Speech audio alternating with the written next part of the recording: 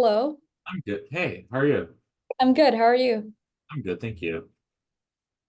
So, how's it going? You took a test yesterday? Yes, I took my first full length yesterday. All right, which one was it? I took Blueprint full length 5. Got it. Yeah. And what was your breakdown? So, I didn't do cars from there. So I did cars as we talked. I did it from the question packs, the AMC official question packs. Hmm. Um, and so I got a ChemFiz, Hmm. was my worst. I got a 125. Got it. I also haven't been practicing it, so probably that's why. Mhm. In biochem, I got a 128. Okay. I guess I've seen some improvement. It's what I've been doing all the UWorld questions on. So it's working, I think. Yep. Yep. And then Psych Soc on this blueprint, I got a 127. Got it. I haven't reviewed Psych Soc in a while, so probably why. Yep. So I don't know if you did the score conversion for the cars, but what's like your car's raw score? Like how many questions did you get right, and how many questions did you do total? Let me see. Um, I I set up like to do 53 questions in like the 90 minutes, but I didn't get to do the last passage. But like I guess that would count as wrong answers. Mhm. Um, so let me see. I believe that like counting like everything, even though I didn't do the last one, was a 75th, 75% out of like I don't know the total raw or but it would be like 75 of everything I got Oh, right. got it. So let's see. I found the question packs to be very hard Yeah. compared to Wait, yeah. the question packs, do you mean for for cars or for the sciences? For cars Mhm. on on the AMC material. Got Mhm. it, got it. And you said you got 75% right? Yeah. Okay. So, and that's including the ones that you didn't get to, did you not like get to answer like the last passage? I think I did like C like Got it, got it. So, okay. So that seems to be like 39.75 out of 53. So that can round to 40, which can be a 125. okay. So I think that's way lower than like my on my real test I got a 129, so that's like way lower. Mhm. yeah, yeah. So it seems like compared to your real test, your CP is the same. Cars went down a bit. BB went up significantly, 4 points. Soch just went down a bit, but that's, likely because, you just haven't been doing that stuff. So, and also like the blueprint tests are uh going to give you a deflated score. So so yeah, that's I think you're in a good place. So what would you like to go over today? ChemFiz is I think the next thing I should uh do, Hmm? probably focus, Yep, shift focus to. let's do it. But I guess because I want to make sure we have enough time or that we talk about like what I should be focusing on during the week.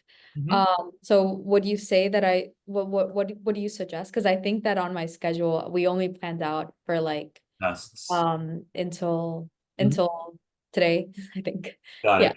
Yeah. So, okay. So yeah, how far are you along with in the UWorld stuff? Yeah, so I feel like I I've done most of the bio questions. I believe I have like 100 left. Mhm. And that's because instead of just doing like the metabolism section of the biochem, I decided to try to do all of it. Mhm. Um, just because I noticed that I was getting a lot of questions wrong on like amino acids and proteins. Yep. Um, and so yeah, so I have like, let me see, I guess. Yeah, I think when we talked before for bio, you had 414 questions, and now if it's 100, that's really great. You did it, over three Yeah. questions. Uh, Yeah.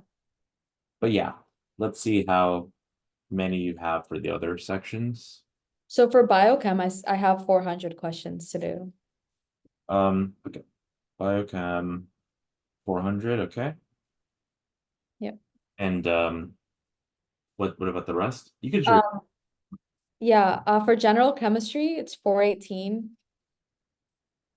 Orgo 275 and physics 363. Got it. Okay, so yeah, so I think like during the week and stuff, you should be doing UWorld just to get all of that stuff down. Um, so so yeah, let's have you do that. I mean, we can from reviewing your full length that you just took, we can identify like particular subject or particular topics in like physics, in orgo, in gen chem, and biochem and stuff. But But yeah, I would say for the days when you're not taking a full length to do like the Anki, and then you roll targeted, content. So so yeah, I would say to do that.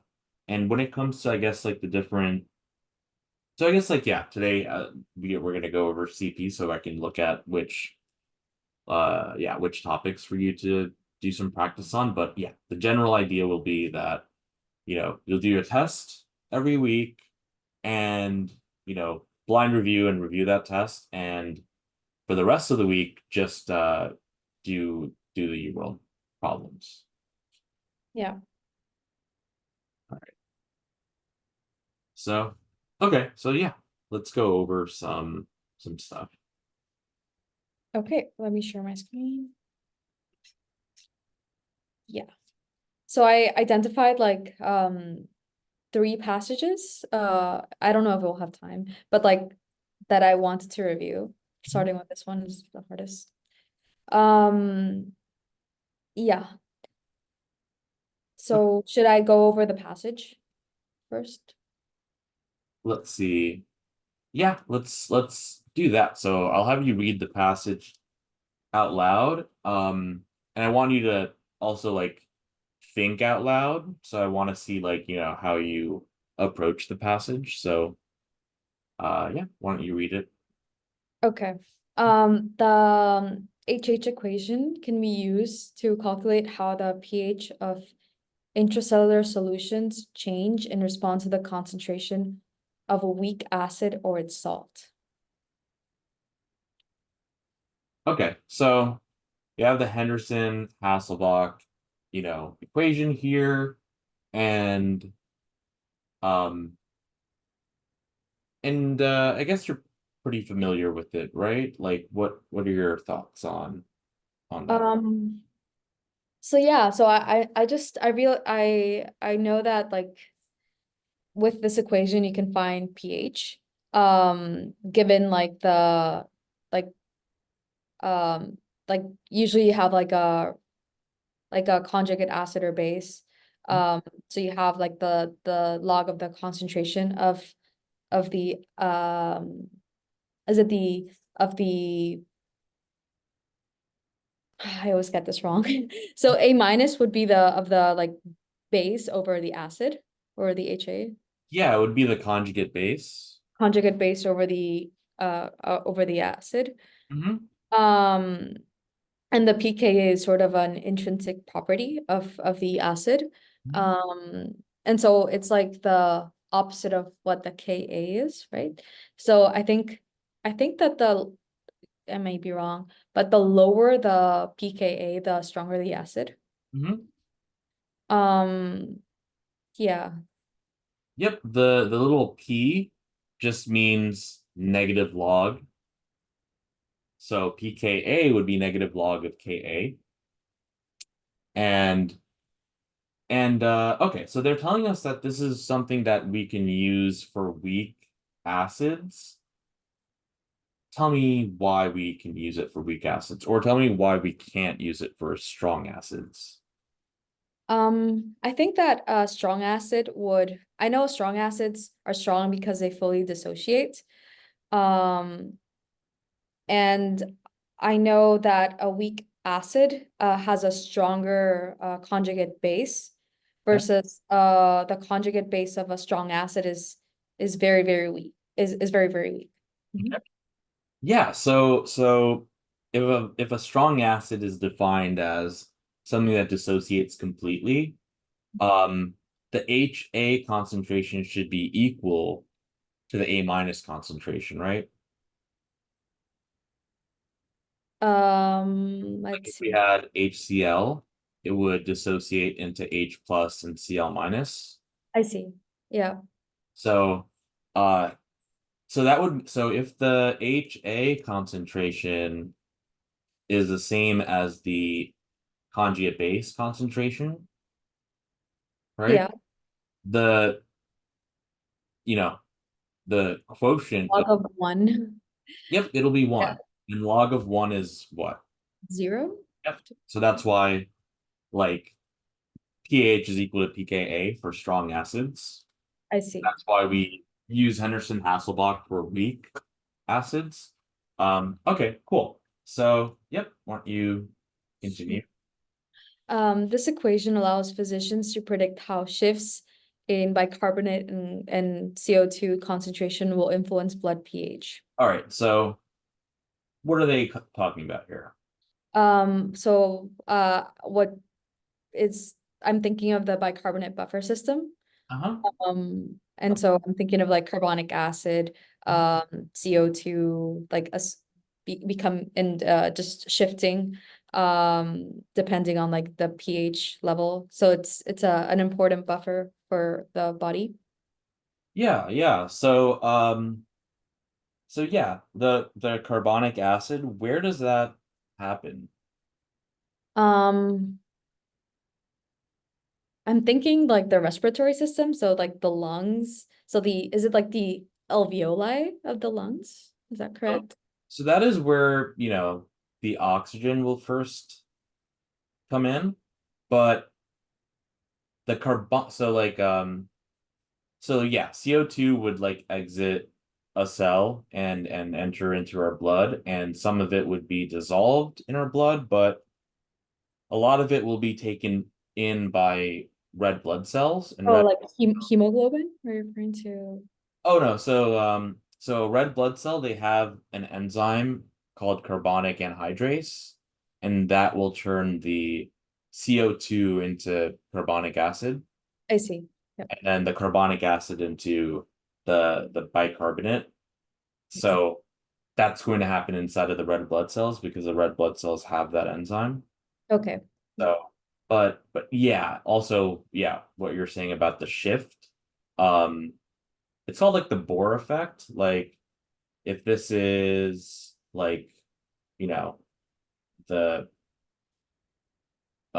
like oxygen hemoglobin like association curve, if you increase CO2, that will make the blood, well, do you think it would make the blood more acidic or more basic? If I remember right, is the Bohr, are you referring to like sort of like the concentration of like a molecule in air like and like if you increase it like the partial pressure or something, like it increases like the amount of it dissolved. So like if you increase the amount of of CO2, I think you would make it more acidic in the blood. So like I guess the gas will dissolve in the liquid, I think, right? Yeah, yeah. So yeah, the x-axis here is the partial pressure of the oxygen, and then the y-axis is the percent that hemoglobin is saturated with oxygen. I see. And the um so this and the CO2, if we have an excess of CO2, um, that's going to turn into like the, the acid, and it's going to shift. It's going to lower the pH, and it will shift the curve. It'll shift the curve to the right.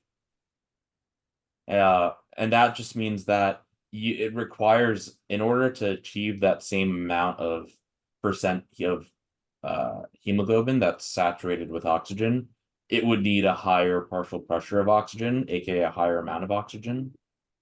So that's just going to be a shift to the right. But okay, cool. I see. So when it's more acidic, it shifts to the right, and you need more oxygen. Is that what I'm getting?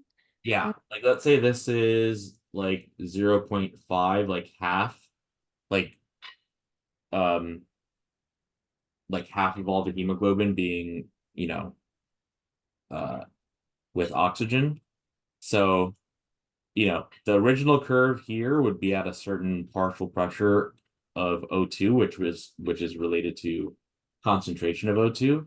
So if we have a rightward shift, it means to achieve that same amount of percent um with oxygen, you need a higher concentration or a higher partial pressure of oxygen. So that'll happen with the introduction of CO2, which would cause a decrease in pH. So yeah, that would be the Bohr effect. Okay, I see. Mm-hmm. Yep. Okay, I guess we can so when the arterial blood pH falls below 7.3, this is called acidosis. And when the blood pH exceeds 7.5, it's alkalosis. Mm-hmm. More acid or more basic. Yep. So basically, uh, so like I'm gonna make this curve on the right blue. This is when you have acidosis. And for this curve in pink, that's when you have alkalosis. I see. So yeah, a rightward shift if the pH decreases, and the leftward shift if it increases. Mm-hmm. I'm trying to understand why. Like, why would it be more like when your blood pH is more basic, it would be easier then to load up on oxygen. Is Mm-hmm. that Yeah, yeah. Because if your blood is more basic, um, that would mean that uh there would be less of the CO2 and less of the carbonic anhydrase. So the pH, if it's like extreme though, would create that type of situation. So like something that could cause this would be like hyperventilating. Mhm. That can be something that, would increase the amount of the uh or rather would decrease the amount of the CO2 that would lead to that leftward shift. Um, and also like the temperature can cause a rightward shift, um, as well as the partial pressure of CO2. So it's pretty much that. Because if we shift to the left, we have a lower partial pressure uh of CO2 essentially. But but yeah, mostly you'll see the Bohr effect, which is just the rightward shift, um but yeah, we would just see the opposite for the leftward shift. But usually they'll ask you about the rightward one. Okay. Hmm. Metabolic acidosis may result from increased production of metabolic acids or disturbances in the ability to excrete acid via the kidneys, Okay. while acute respiratory acidosis results from hypoventilation. Okay. So we're talking about two different types of acidosis, right? Metabolic and respiratory, right? Yeah. So, um, So yeah, the respiratory one is from, so what's hypoventilation? Like holding your breath. Um, yeah, kind of like that. Because like hypo means less, so you're breathing less, right? So Yes. that would be, yeah, the respiratory one. The metabolic one, tell me a bit about. Yeah. I'm thinking of like metabolic ketoacidosis. Uh-huh. Um, um, so like I guess so metabolic acids like maybe like ketones like carboxylic acids would lower the pH. Okay. Yeah. So, okay. So if it's respiratory, that's caused by issues in the lungs. Uh, so respiratory, or rather, sorry, metabolic acidosis. Well, sorry. So yeah, metabolic acidosis would be um not due to problems in the lung, but you can respond to that by, or you can solve it by hyperventilation. Um, and then respiratory acidosis, that's going to be caused by issues in the lungs. Um, and it would be solved by the kidneys. Um, you know, basically the metabolic acidosis or alkalosis is caused by issues in the kidney. And the respiratory acidosis, respiratory alkalosis, that would be caused by issues in the lungs. And to solve either of those, you just like a respiratory issue, you solve that with, or your body responds to that by making your kidneys uh kind of like resolve that issue. So, okay, so we just see that metabolic acidosis could be due to increased amount of metabolic acids and or disturbances in the ability to excrete acid via the kidneys. And then the respiratory acidosis is from hypoventilation. Okay. Oh yeah, and then compensatory respiratory acidosis may develop over the course of several years in response to chronic metabolic alkalosis. So that's kind of talking about like this being something that's done to solve that part. Like metabolic alkalosis would be your kidneys essentially, um, your kidneys essentially producing too high of the bicarbonate. And so you can respond to that by produce by breathing in um like less. Yeah. But okay, yeah, let's just move. Yeah, let's just move forward. So, The bicarbonate equilibrium in the blood is useful in estimating the relative abundance of ionic forms of acidic and basic drugs. mhm, Okay, so I guess you're using this known property to know whether you have more of an acidic drugs or basic drugs. mhm, Most drugs are either weak acids or weak bases, and their charge state depends upon pH. So drugs can be protonated or deprotonated depending on the pH. The uncharged state of a weak acid, such as tolbutamide, pKa 5.3, is capable of diffusion across mucosal membranes, such as those found in the stomach and ureters, while the charged form cannot diffuse. mhm. So this means that like when it's uncharged, it can be excreted, maybe? Can it? Yeah, so okay, so we're talking about how if we are able to um figure out how much bicarbonate is in the blood, we can also figure out how much there is of a drug. Um, it, for the drugs that are acidic and basic, because that would turn into ions. So, and then they tell us that most drugs are either weak acids or weak bases, and that their charge depends on pH. And then we talk about um, the uncharged state of a weak acid, such as tolbutamide, with a pKa of 5.3, is capable of diffusion across mucosal membranes, such as those found in the lining of the stomach and ureters, while the charged form cannot.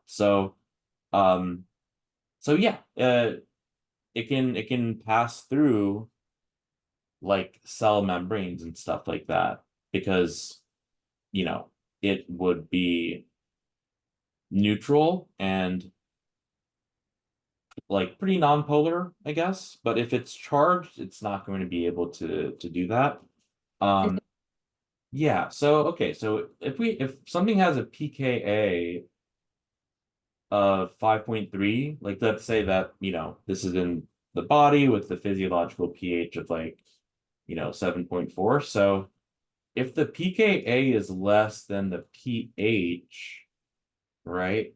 What would happen to the molecule? I think when the pK is less than the pH, it should still be protonated, and then it Let, will, yep. sorry? So let's think about it like let's say we have some, I don't know, glass of some type of acid or whatever with some pH, right? Um, and then we take a molecule with a certain pKa and we just throw that into this glass. Um, you want to think about, relatively speaking, to the molecule, like relative to the molecule, if the pH is higher than the pKa of the molecule, that means a molecule is entering into a basic environment, right? Yeah, So what would happen to that molecule? yeah.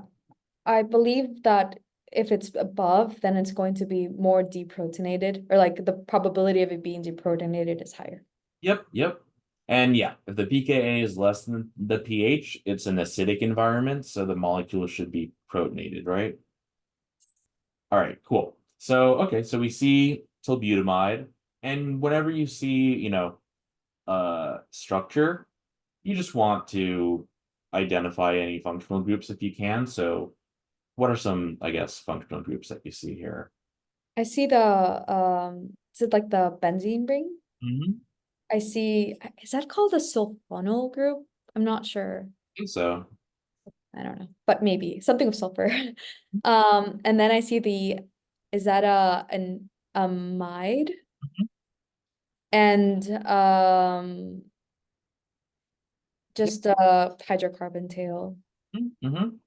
Good, good, good. So, okay, so if we imagined this, you know, getting deprotonated, um, what what proton or hydrogen do you think would be released? Like the NH, like that H. Mhm. Good, good, good, good. Okay, so good, good, good. All right, yep, you can continue. Um, Weakly basic drugs are able to penetrate the cell membrane only when non-ionized. Hmm.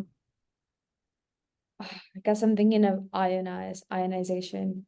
It's like not charged. So when they're non-polar, they're able to penetrate the cell membrane, sort of like what we talked here with a weak acid and how they can cross.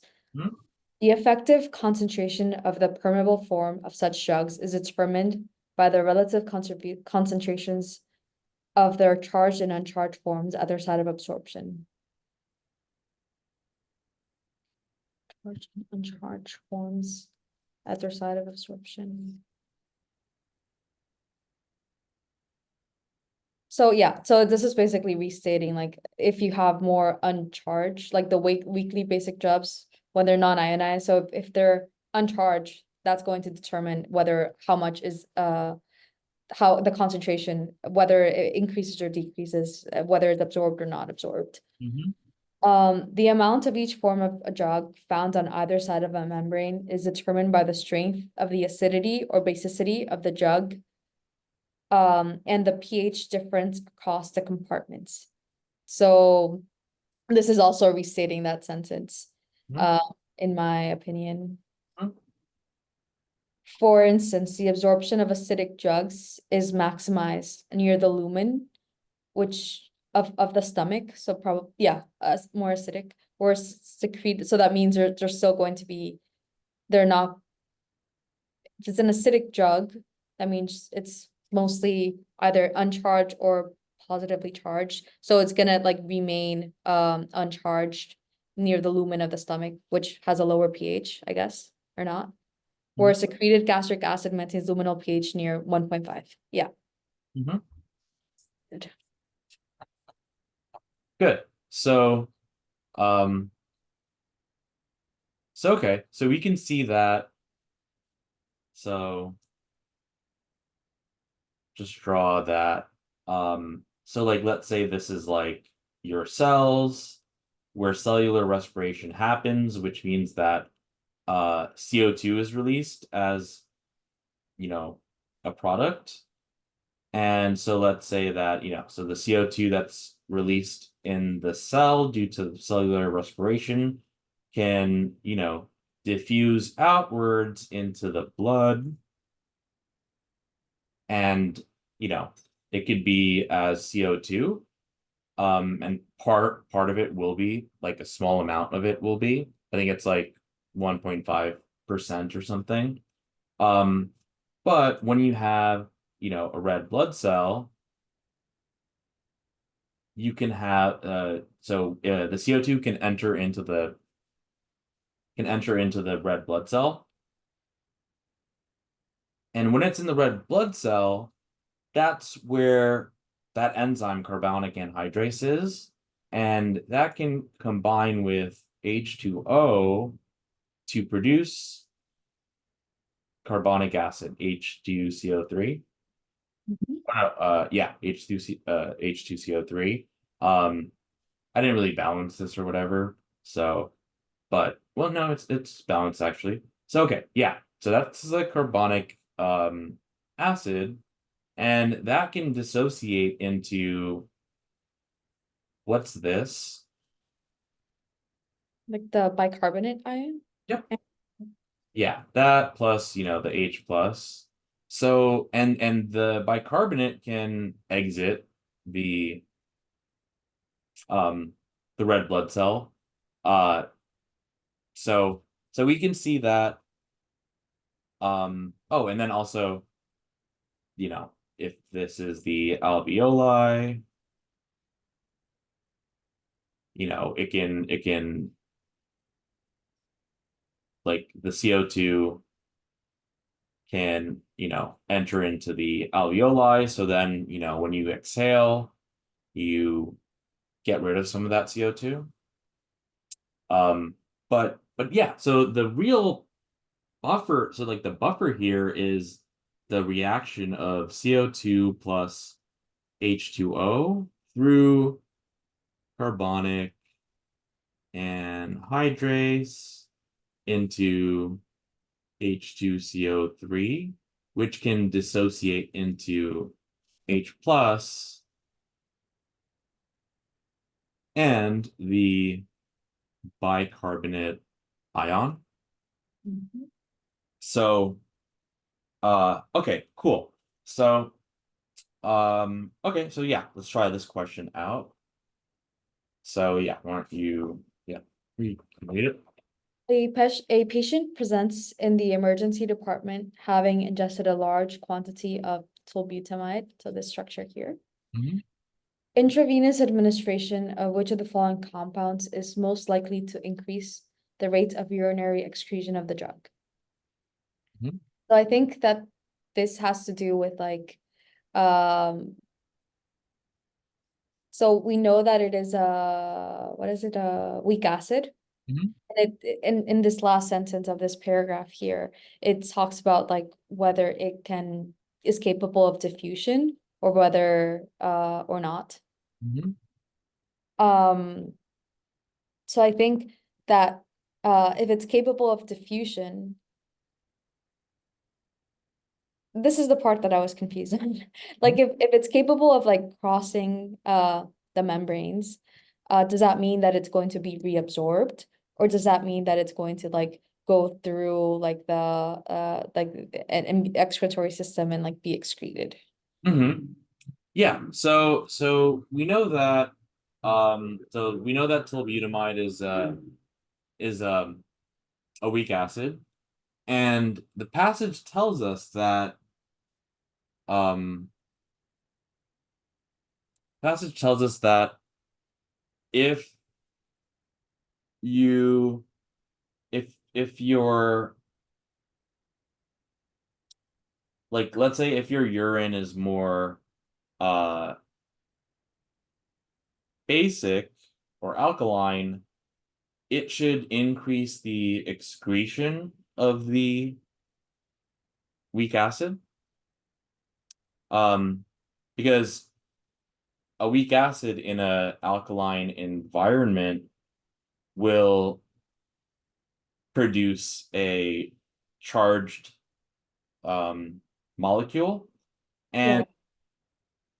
we know that it's only the uncharged ones, right? So uncharged of the weak acid that's capable of diffusion through the mucosal membranes, and weakly basic drugs penetrate cell membrane when they are not ionized. I see. So when it is like when it says diffusion across mucosal membranes, this means that it's staying in the body. Like it's not going through like the kidney and like being excreted. Okay. Yeah. So basically we're trying to answer, okay, what can we add to increase the urinary excretion of the drug?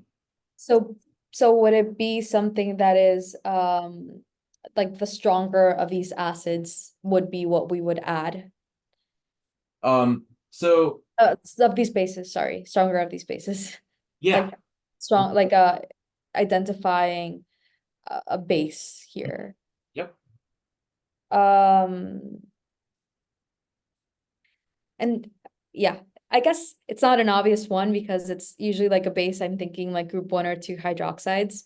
Um, but that's not the case here. Um,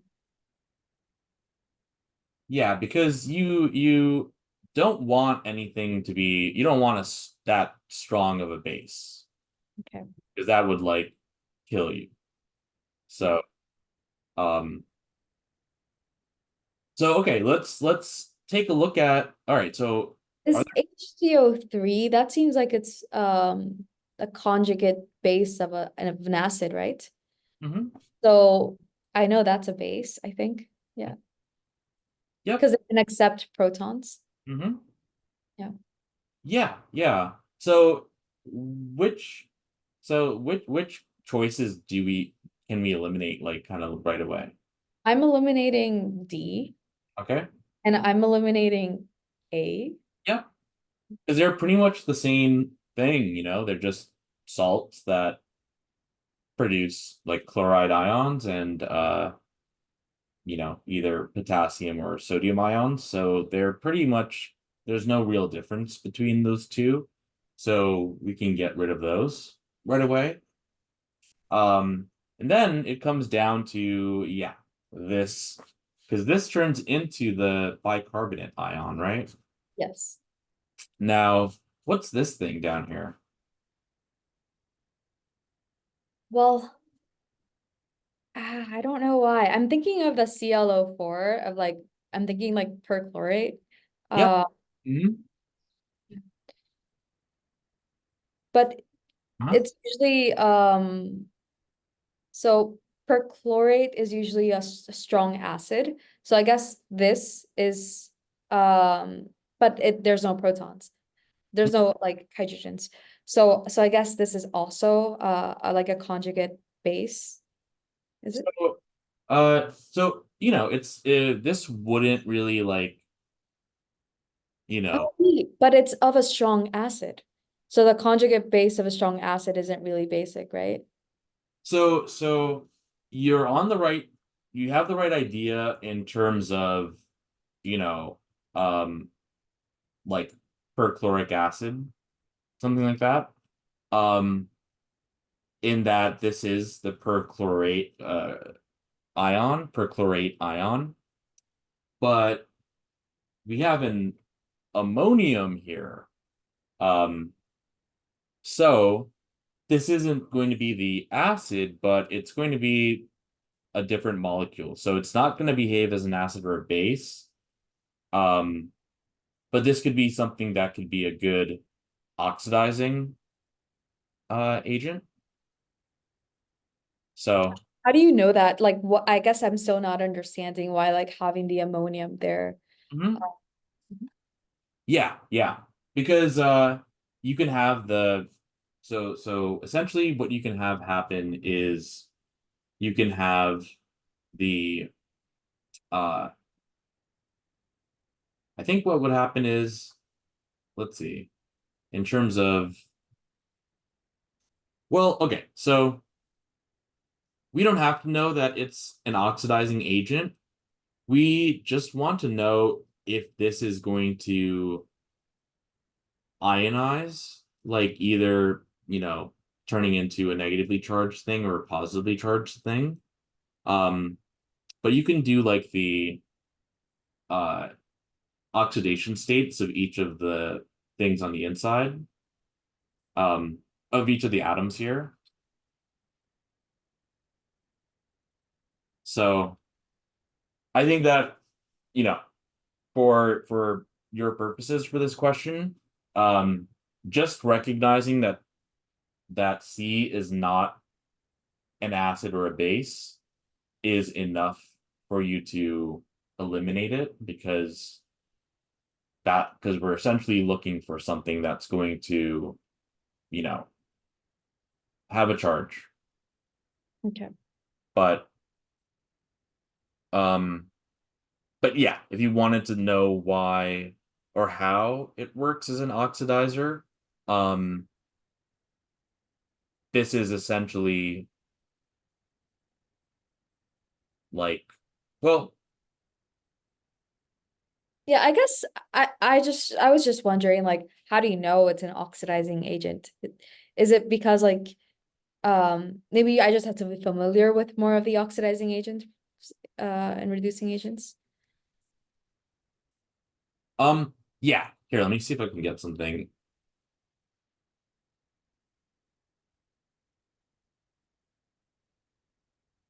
Okay, so this should look like or this if it dissociates well, okay, so I will draw it like this. So like this Cl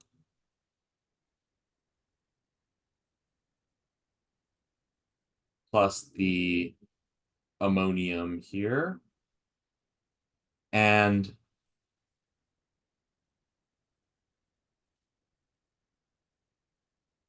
um so yeah, so you can kind of see how this can dissociate into the chloride or the perchlorate anion and the ammonium um cation, but yeah, you don't really need to know um that much about it being like, an oxidizing agent. Um, but let's reason through like what we're going to be looking for this answer. Like what are we trying to look for in this answer? So Like, we want yeah. um I guess we want just bigger picture, we just want something that is going, this is a weak acid, so we want a base that's going to like like that's going to remove a proton from the weak acid and make it charged. Correct? Yeah. Yep. So we're looking for something that's going to be a little basic, right? Yeah. Yeah. Because we want to ionize the um tolbutamide.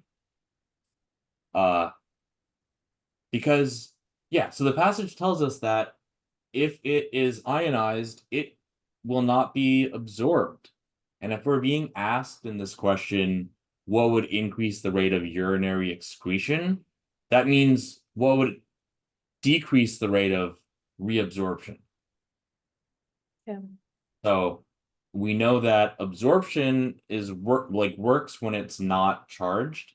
So we want the opposite. We want it to not be taken up by the mucosal membranes and stuff. We want it to be leaving the body.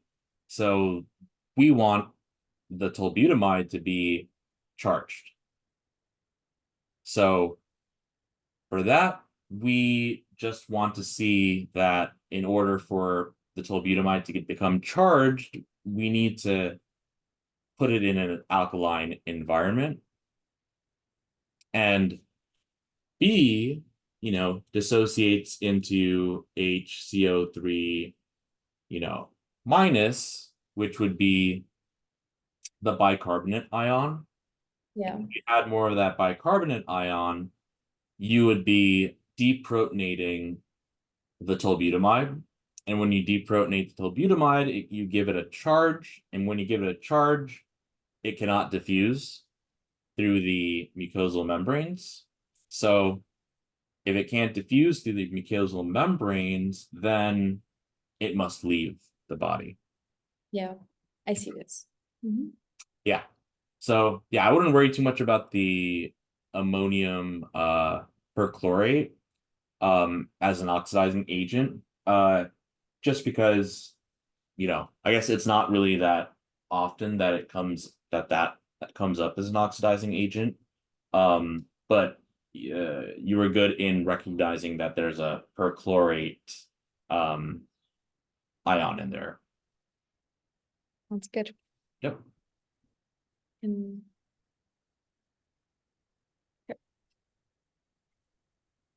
oh, now equivalence points. Uh, Mm-hmm. the equivalence point of the titration of tolbutamide with NaOH was reached by adding 50 milliliters of NaOH. Which of the following correctly describes the solution during the process? So what's the definition of an equivalence point? So if I remember correctly, I think it's like when you have equal amounts, like deprotonation and protonation. Is that correct? So when you say equal amounts, equal in what way? Like molarity, like moles or not? Well, which one? Moles or molarity? Um, molarity. So molarity is moles over volume, right? Yeah. So so you could change the molarity of something without changing the number of moles of it by changing the number of the the solvent in it, right? But the number of moles can only be changed by adding more of that compound or less of that compound, right? Okay. So, um, so what we want to look for, because okay, so let's say that like a regular acid base titration, let's say like HCl plus NaOH, right, would be like basically, completely neutralizing this. Um, well, I should say that since the HCl is a strong acid and the NaOH is a strong base, like they have equal amounts of strength in acidity and basicity, respectively. So each molecule of HCl should neutralize each molecule of NaOH. Okay. And a molecule, we could just extend that to be Avogadro's number of molecules, right? Which would just be the mole, a mole of something. Yeah, yeah, that's what I'm thinking. Yeah, yeah. So, um, so like the number of moles actually tells you how many molecules there are, I whereas see. molarity, yeah, whereas the molarity could, since you can change the volume and change the molarity that way, doesn't really give you like a pure number of how many molecules there are. Yeah. So the equivalence point will be when the amount of moles are equal. Like moles of the so like the thing in the beaker or whatever is the analyte, and then like the thing in this thing is the titrant. Mhm. So the equivalence point will be when the moles of the analyte is equal to the moles of the titrant. And yeah. So okay. So they're saying that they're adding, okay, they got the equivalence point. So they titrated tolbutamide with NaOH. Which is the analyte here, and which is the Yeah, so my tolbutamide solution is the analyte and my titrant is the NaOH. good. And then they said that um this was reached by adding 50 milliliters of sodium hydroxide, and then it asks which of the following correctly describes the solution during this process. Yeah. So So does this mean, just with what we've talked about, that like the amount of moles that are in 50 milliliters of NaOH uh, will equal my moles of my tolbutamide? mhm. Yep. So okay, so let's look through these choices. So let's just start with A. The solution has a pH less than 7.1 at the equivalence point. So I guess this reminds me of like, so right now NaOH is a strong base and we have a weak acid. And so when we have a weak acid and a strong base, I think it's supposed to be more of the more basic, right? So it Yeah, would be a solution that's the equivalence point should be higher than 7. yeah. So an example that I drew, which is strong acid, strong base titration, that's gonna give you an equivalence point at like 7, right? But if you have a weak acid and a strong base, it's going to favor the base. So your equivalence point will be larger than the 7. And then vice versa. If you know, you titrated a weak base with a strong acid, your equivalence point will be below that 7. So yeah. So A would be wrong because we're looking for something that would have a higher like uh equivalence point or pH Yeah. higher pH at the equivalence point. So Yeah. that's out. Okay. After addition of 25 mLs of NaOH, the pH of the solution was greater than 5. Okay, so what's coming through my head, and I don't remember any of this, is like the half equivalence point. Oh, Uh, mhm, and I don't remember what happens at the half equivalence point. I think it's just perhaps it has to do just with the graph. And mhm. like, is it like the half equivalence point is like the steepest part, like the middle of the steepest part? But I don't know what that Is means. the Like, steepest part? Tell me. So when you say the steepest part, like, do you mean like, well, like that part? When you say steep? what I was thinking, but I may be wrong. So that would be the equivalence point. Okay, I see. Um, because yeah, it'll be in the middle of the steepest part.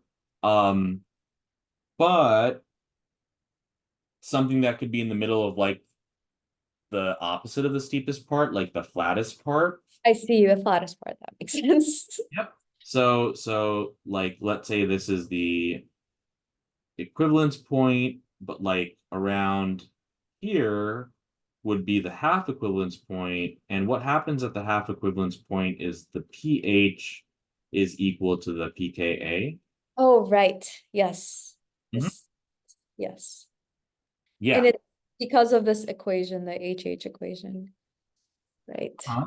So, uh, yeah. So that's going to be, and you're only going to so like the way that the way that so this sigmoidal is going to be like strong titration, but the way I drew this is going to be when you have weak, strong titration.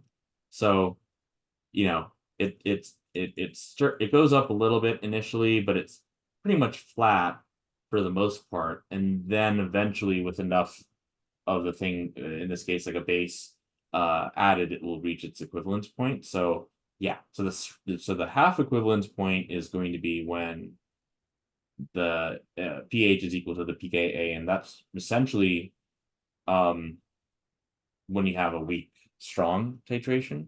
Yeah. So Oh, Mhm.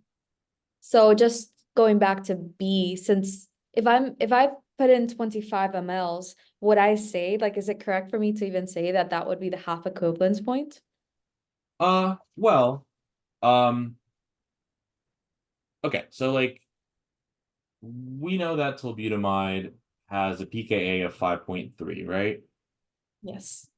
Now, if we add 25 mLs of sodium hydroxide, our the pH should be then larger than the pKa, right?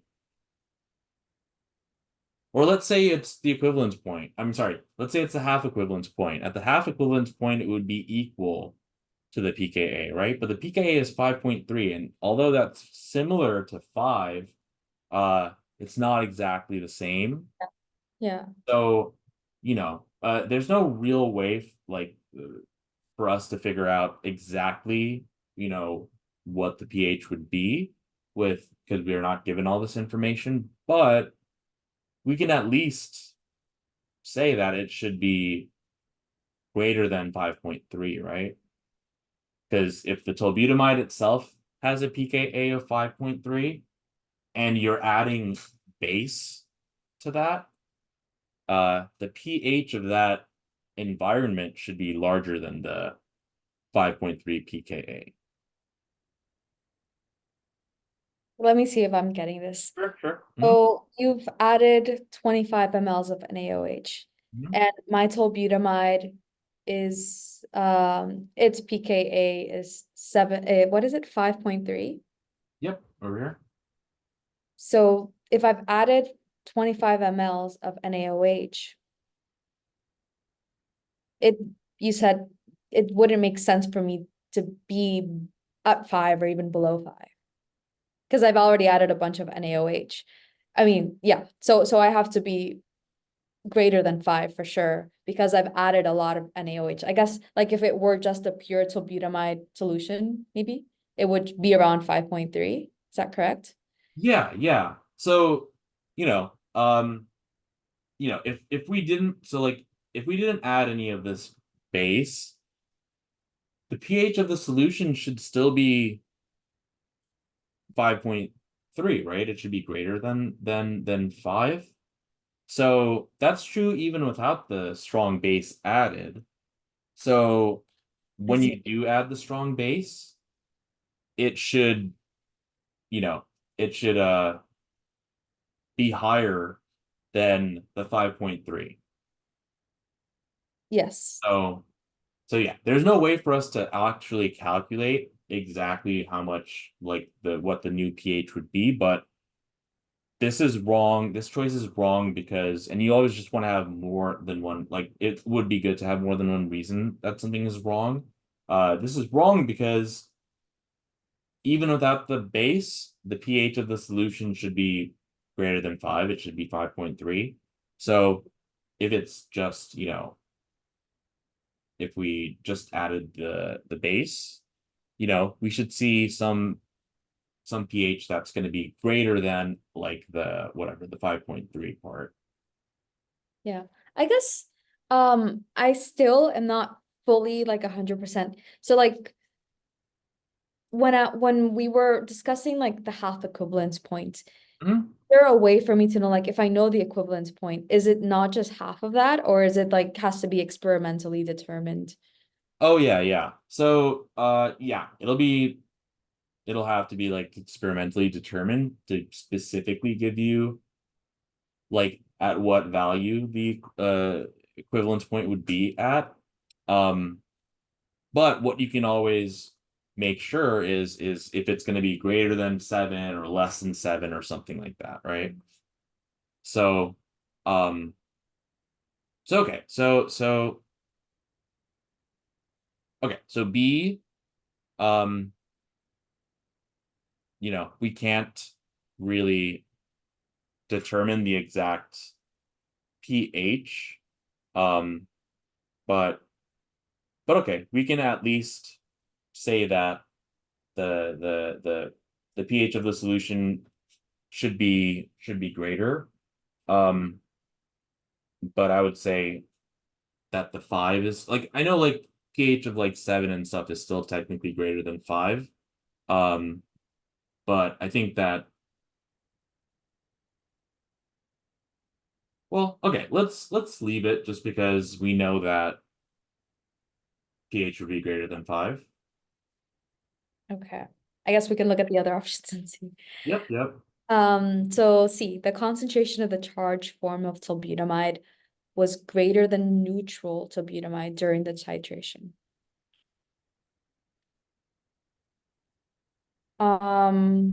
So as you titrate, you're getting a higher like charged tolbutamide, right? So you're getting like deprotonated. But I guess this varies across the titration. Like it's not always higher, but like as you titrate it, it becomes higher, is my thought process, right? Mhm. And so D, the concentration of the charged form of tolbutamide was less than neutral tolbutamide during the titration. Um, it towards the end, I guess I'm getting confused on like at which point of the titration are they referring to like the end of it? Because at the end of it, I should have more charged than uncharged than neutral. Um, yeah. Okay. So this is a good chance to talk about something like, okay, so let's say, so B should be true. Um, C and D are like opposites, so they both can't be true. Which one do you think is more true? C or D? I think C. Okay. So let's get rid of that. So we have two true statements. What do we do when we have two true statements? Well, the answer to the question will answer the question, right? So while B and C are both true statements, the question is asking about the equivalence point, and they're telling us equivalence point is reached after 50 mLs of NaOH. And Yeah. then which of the following describes that solution during the process of it being titrated to its equivalence point? Um, at least at the equivalence point, it should be more charged Yep. than so I think C. Yep. Yeah. Yep. I hate these questions. Yeah, yeah. Yeah, no, because when I was first looking at it, I was like kind of hung up on, pH should be greater than the 5.3, but then I realized it says greater than 5. Greater than 5.3 is greater than 5, so I couldn't eliminate B. Um, and also, I think I understand what you meant when you asked me about the half equivalence point, because you saw like 50 mLs and you saw half of that volume, right? But it's the number of moles that matter. So Oh, if it's, yeah, so like the half equivalence point would have a smaller amount of moles of that compound. So we don't know, since we don't know the molarity of the sodium hydroxide, if we knew the molarity, right, we would be able to determine the number of moles of 50 mLs and the number of moles of 25 mLs. And then we can make some type of, I guess about like a half equivalence point. But since we don't know the molarity, we don't know how many moles, 50 mLs has and how many moles 25 mLs have. So yeah, this would be, again, going back to the passage in terms of, like, we mostly in the passage we seem to see a major difference between when something is charged and when something is not charged. Yeah. When something is charged, it's not going to be taken in and it'll be excreted out, and the opposite if something is not charged. So yeah, B and C, and you saw that also that C and D are opposite. So, they're mutually exclusive, like both cannot be true, right? Yeah.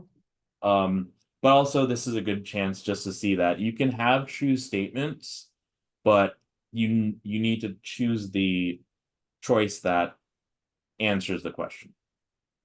And the question's about equivalence point. So at the equivalence point, right, you should have a higher amount of the charged form of tolbutamide because you have added more of that NaOH, which would, cause the tolbutamide to become charged. Yeah, that makes sense. Mhm. Okay, so this is about the rates of diffusion of four drugs, and they give me the pKa's of these four drugs. Which drug will have the strongest conjugate base? We talked about this earlier. Um, so the weakest one will have the strongest conjugate base, right? But the weakest one in terms of pKa is actually, I think, the higher the, wait, is that correct? Yep. The higher the pKa, the weaker the acidity. So I think that the 7.2. So this one. Yeah, so what do we mean when we talk about strongest conjugate base? Like, well, yeah, we mean like how strong it is as a base, but what does that tell you about its stability? Um, a conjugate base. I think it means that it's stable, that Hmm. it's very stable. So Uh, so if a conjugate base is very stable, it would not be that strong of a conjugate base, right? Because, so like for instance, if I had like a carboxylic acid here that dissociates into the carboxylate, anion, right? Um,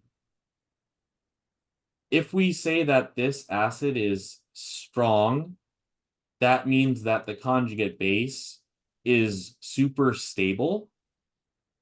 And if something is stable, it will be unreactive. I see. Okay, I see. So it would be a weak. Uh, so the strength of the carboxylic acid is stronger than the strength of the carboxylate anion or conjugate base. Let me see. Let me try to so when you form a conjugate base, Mhm. if it's stable, like resonance stable, like here, that decreases its basicity. So this is basicity. I think is the opposite true for acidity? So like, is it like the opposite thing? Okay, I see. I think I got them confused. Yeah. Yeah, yeah. Because something that you want to know is that um stability is inversely proportional to um reactivity.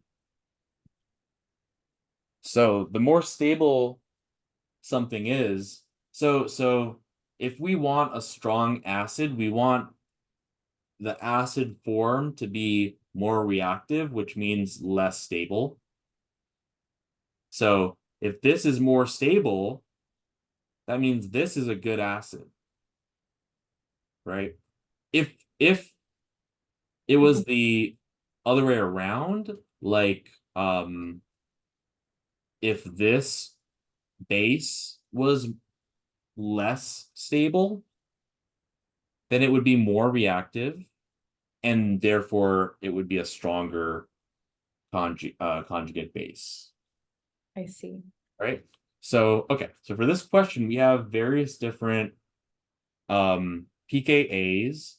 Now, what can we do like right off the bat to eliminate some choices?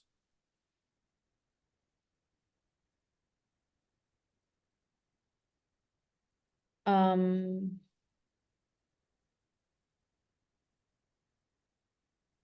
I guess we can eliminate like the two middle ones, like yeah. Because they're asking about strongest, right? Same thing with if they asked about weakest or, any of those things. That means that the answer is going to have to be either, the one with the highest pKa or the lowest pKa. So yeah, we can get rid of these.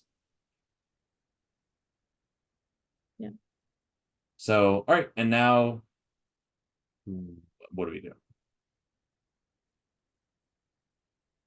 Um, Hmm? so strongest conjugate base, Hmm? a strong conjugate base, because stability is opposite of react. Wait, no, I guess Yep. maybe I'm mixing things. No, no, no. Strongest conjugate base, we want it to be unstable, so like less reactive, Yeah, let me add this to it. more reactive, so less stable. Yep. Um, 1 over reactivity. So they're inverses, or is it like stability is also inversely related to 1 over strength? So Oh, yeah, yeah, yeah. Yeah, because stability is inversely proportional to reactivity. And then you could even say like, yeah, stability is inversely proportional to strength, but it's also going to be like the inverse proportion of reactivity is, well, okay, I'll do it that way because so I'll do stability inversely proportional to yeah, the strength of the conjugate. yeah, So so if we're trying to find the strongest conjugate base, we want to find the least stable um you know choice essentially. So um okay, so if something as an acid gets so okay, so if the so let's just I'll just do this, like acid dissociates into this and that. So like the HA is the acid, the A minus is the conjugate base. Um, the stronger, so I'll write actually strength of acid, right? The stronger the acid is, the more stable the conjugate base is, which means the less reactive the conjugate base is, which means the less strong the conjugate base is. So I could say inversely proportional to strength of conjugate base. I'll just write A minus to mean that. yeah. Mhm. Um, yes, yes. Yep. And so if we want to find the strongest conjugate base, we would need to find the The weakest. weakest. Yeah, exactly. Hmm. That makes sense. And then I remember when I was doing this, I was thinking like, oh, pKa versus Ka. And it was going through my mind that like Ka, like as Ka increases, acidity increases, and then pKa would be the opposite. Hmm. Um, which Anything with the P, so like pH is the negative log of H plus concentration. So the P just is a negative log. So if I did pKa, it would be negative log of Ka, right? And then like the Ka would be like essentially products over reactant. So it would be something like, H plus, A minus over HA, like that. Yeah. Yeah, totally. So yeah, so good strategy in that they're asking what's the strongest, and if they asked what's the strongest or even what's the weakest, it's going to be one of the answers that's at the extremes. Yes. But then we want to think about the relationship between stability and reactivity and strength, right? So the strongest conjugate base will be the most reactive conjugate base, which means it'll be the least stable conjugate base. And we know um, that the strength of the acid is inversely proportional to the strength of the conjugate base. So if we want the strongest conjugate base, we want the weakest acid, and that's why you will choose the one with the highest pKa. Yes. Yes. Yes. Mhm. Mhm. Yep. Good. Mm, I guess, um, so I want to make sure. Did we say that for if I was determining instead of conjugate base strength, if I were determining conjugate acid strength, that it would follow the same, or is it that it's in the opposite? Is it the same? The same rules? So yeah, if you're looking for this, so you said the strongest conjugate acid. Yeah. Okay. Yeah. So strongest conjugate acid would mean that the acid form of some molecule um will it be more reactive or less reactive? The acid form should be more reactive. Yep. Yeah. If it's more reactive, is it more stable or less stable? Less stable. Good. So if we want the strongest conjugate acid, um you're going to want to have the weakest base, right? Yeah. So So that it does follow the same rules, yeah. yeah, and so the weakest base would be the one with the lowest pKa, because the weakest base would be a stronger acid. Yeah. And so I could also write like pKa is, or rather pKa is proportional to the strength of the acid Yeah. and inversely proportional to the strength of the conjugate base. Yeah. So if we wanted to find the strongest conjugate acid, we would look for the weakest um, base, essentially, Yes. which would be yeah. Yeah. Yeah. Mhm. Yeah, I'm just thinking of what else.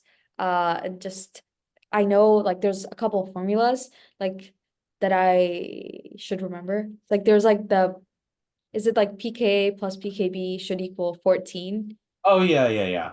Got yeah. Okay, okay. So yes, essentially, that Is comes from yeah. Go on. yeah. So I guess like if I were given instead of like yeah, I guess I could always interconvert among them. Yeah. Mm-hmm. Yeah, that comes from like the autoionization of water. So because pH, so we know pKa is like what actually describes the molecule, but pH, that entire thing with like up to 14, like that's where that comes from, because if you have water, it can auto ionize, it can ionize itself to make the hydronium ion and the hydroxide ion. And the K, so all of the K stuff like KW, KEQ, KSP, KA, KB, all that stuff, equilibrium is based on the something called the law of mass action, which is just the products over the reactants with if there's coefficients, that turns into exponents. So this would be H3O plus concentration over hydroxide ion concentration. What would go in the bottom? This is what, like just KSP, like, or like K, what are we looking at? Well, all the K stuff will be the same, It's but it will reactants. K. Reactants go in bottom. Uh-huh. So, so what should we put in the bottom? Um, H2O. Mhm. Now, what would a concentration of H2O be? A concentration of H2O. Like my moles of H2O? Just concentration. Like how many moles of H2O, you know, would be in a whatever, in a so what I'm trying to say, I guess, is that H2O is 100% H2O, right? So it wouldn't really its molarity wouldn't really uh be a thing. Um and so like okay, H3O plus here is aqueous, OH minus aqueous, but H2O is liquid. Oh, I see. I see what you mean. Yeah. Liquids and solids, we shouldn't put it on the law of mass action. Yeah, yeah. And I want you also to see like why we wouldn't put it because it's a pure substance, and a pure substance won't have a concentration like that. Because it would be 100% like water would be 100% water, Right. whereas hydronium would be like moles of hydronium over, liters of like, water, right? Yeah. Yeah, I see that. So, I mean, if it is 1/1, it would just be one, Mm-hmm. or like 100/100. Yep, yep. So yeah, so nothing goes in the bottom here because of the H2O being, you know, um, pure. Yes. Uh, yeah. Now this would so like experimentally they determined that at room temperature this turns into so I'll just put a little W here because it's going to be KW, but yeah, this turns into 1 times 10 to the negative 14 power. And that would mean that the this hydronium concentration would be 1 times 10 to the negative 7 power. Mhm. And so would the hydroxide concentration, like that. Yes. So that's the autoionization of water, which is how pH became a thing. Um, and um, oh yeah, and then if you wanted to do the use the P stuff, we can say that um that like okay, so if we did like the PKW or whatever, um like what would the so if the KW is 1 times 10 to the negative 14th, what would the PKW be? Just 14, right? Yep. So yeah, the general trick is like you take the exponent and you flip the sign, and then you subtract it by um the that like number in the front, the one in this case. Yeah. Sorry, log of that, right? And log of 1 is 0, so that's just going to be 14. And then that would be equal to the pK, or rather, that'll be equal to the pH, right? Um, because this H3O, the hydronium ion concentration, like pH Yes. is just negative log of that, right? So yeah, this would be pH, and then it would be plus because if these are multiplied and we did the log of something that you multiply, that's going to be adding. Like if I had x to the a power, Yes. So- right, times x to the b power, that would be x to the a plus b. Yes. Makes So sense. this would be POH, which is, you know, so if the P is just negative log of the concentration of the thing that comes after, like POH would just be, the negative log of the OH concentration. So the pH becomes 7, right? Yes. And the POH also 7. Yes. So that's where the whole 14, comes from. I see. Yeah. And oh, and then this could also be written as KW is equal to K. Uh, well, I was gonna say like KA, but to be the H3O plus, but maybe I would just write like I'll do it like that. Okay, so because this is the acid, so I'll just write Ka times Kb. Kb is gonna be of the base here. KW equals K8. Is that times K8 times AB? Yeah. K20. Because then this would be so the Ka is like the 1 times 10 to the negative 7 for the water, and then Kb for the hydroxide, it will be 1 times 10 to the negative 7 as well. So it's basically this here. Like Kw is equal to, so this is Ka, this is Kb, so that's where that comes from. I see. Hmm. I see that. Yep.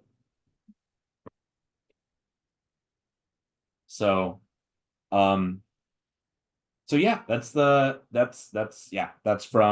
where we get the idea of pH with, the scale being like 1 to 14, uh, which is like kind of like, what they tell you in like high school and stuff. Um, but you'll find that like, in actuality, like strong acids are going to have like, pKa's of like less than 1 even. Uh, Mm, okay. and strong bases would have like uh pKa's of like greater than 14. I So yeah. So, they don't give you the full story like in high school when they tell you about pH, but once you learn about pKa, then you get to see like, I guess, what those values could be like. okay. I see.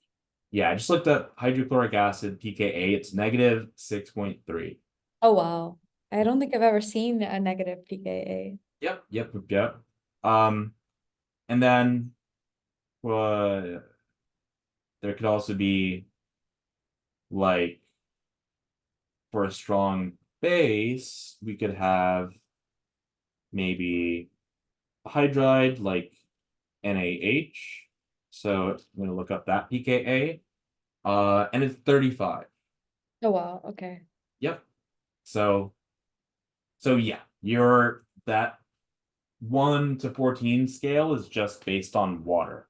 Um, so it's not the full picture. Yeah. Sounds good. Yep. Yep. Let's see. Oh, wow. I feel like you thought of this question Oh yeah, when that's another thing. I don't know if I talked to you about like buzzwords, but did I talk to you about buzzwords? Basically, like they're words that you will see in any given passage that they'll likely ask you questions on. So, um, so yeah, you'll as you do like more and more practice, you'll be reaching a point where you can like kind of predict what they'll ask you. But functional groups is like, a super high yield topic here so anytime you're given a structure like this, you want to look at what functional groups are there. Yeah. Hmm? I don't really know what nitro is, and I think that's what I ended up choosing. Uh-huh. Nit um, yeah. So tell me about the other ones, the other choices. So I see the benzene ring. I think this is a sulfonyl, but that would be my second choice, if not nitro. Um, I see an amide. Um, and then there's nitro. So nitro or sulfonyl. And I feel like that's not like a chemistry like functional group. So I guess that would be like if you have like a hydrocarbon and then you have a nitrogen, then maybe that would be like a nitro substituent. Um and- So yeah, I don't. so we know there's a benzene, so that's out. We know there's an amide, so that's out. And then we're left with something with sulfur. We are not sure if it's the right thing, but it says sulfur in it, so that could be a possibility. Then we have the nitro, which would also mean nitrogen. But what I would do from there is I would see that I already have the nitrogens accounted for with the amide. Yeah. So we already have, that accounted for. So I would choose nitro in that case. But yeah, let's think about what nitro would look like. What would you what would you think it would look like? Yeah, so my thought of a nitro would just be like a hydrocarbon chain and a nitrogen on one end or like within the structure. Okay. So okay, we know that there should be a nitrogen. What else could Hydrogens? what's up? Hydrogens? There Mm, could be something like that, but let's think about let's see. Let's think about um how about like nitric acid or something like that? What can you tell me about that? It has nitrogen and it has oxygens, Hmm. Hmm. like NO3 is what I'm thinking. Yep, yep. So that's what the nitro group would be. It would Okay, be like something like um something like that. NO2 minus. I see. I see. So that's that's basically so the nitro part. So yeah, the way that I would go through this is exactly what you did. And then when we're unsure about if this is the sulfur thing that we see here, or is this the nitro thing, well, we already accounted for the nitrogens by them being amides. Mhm. So uh so would we choose another thing with nitrogen or something that we haven't accounted for yet, the sulfur, right? Yeah. So so yeah, you made the right choice here. Mhm. I think that's the last question from this passage. All right. It didn't seem like it asked us to calculate anything with Anderson Hasselbalch, right? No, surprising. Yeah, you'll see that a lot. That's why, like a lot of stuff that you'll see in like a passage, especially like mostly BB, I guess. Sometimes you don't even need to use like a lot of the stuff they mention. Yeah. So yeah. By the way, how was timing for you on this? Yeah, so for campus it was rough. So I didn't get to finish like a lot of questions at the end, especially because I took like 15 minutes on each of the first three passages. So I didn't like I ran out of time. For biochem, I was also rushed on time, but I think I was like faster at the beginning. So I was able to distribute my timing better. And when I realized I had very little time, like I went and did the discretes and then I jumped around a bit to try to get those answers that were like pseudo discretes or discretes. But for chem phys, it was really bad timing. Got it. So okay, so let me tell you about like a timing strategy. So basically, um there are going to be 3 checkpoints where you'll take a look at the clock. The first checkpoint will be when you're on, so this is for the science sections, when you're on question 20, right? Um, that's like a third of the, questions for that section, the science section. So you should check your clock and there should be 1 hour remaining. Okay. Start off with like, an hour 30 or an hour 35, I guess. So so when you get to question 20, you want to take a look at the clock and you should see 1 hour remaining. If it is more than 1 hour remaining, you're good. If it's less than 1 hour remaining, um, you want to like just gently tell yourself to go a little faster. I say gently because you don't want to like rush through everything. Yeah. But you get a chance to check where you're at this checkpoint so you can adjust. The next checkpoint would be halfway through, which would be like question 30. And let's say, 45 minutes, like halfway uh in terms of time. So basically when you finish doing, or when you're on question 30, you can take a look at the clock for that second time. And, if it's 45 minutes left, you're good. If it's, less than 45 minutes left, you want to just adjust a little bit again. Um, and then lastly, when you're up to question 40, you should have 30 minutes left. And same thing with, if you have less than 30 minutes left, go a little faster, more, vice versa.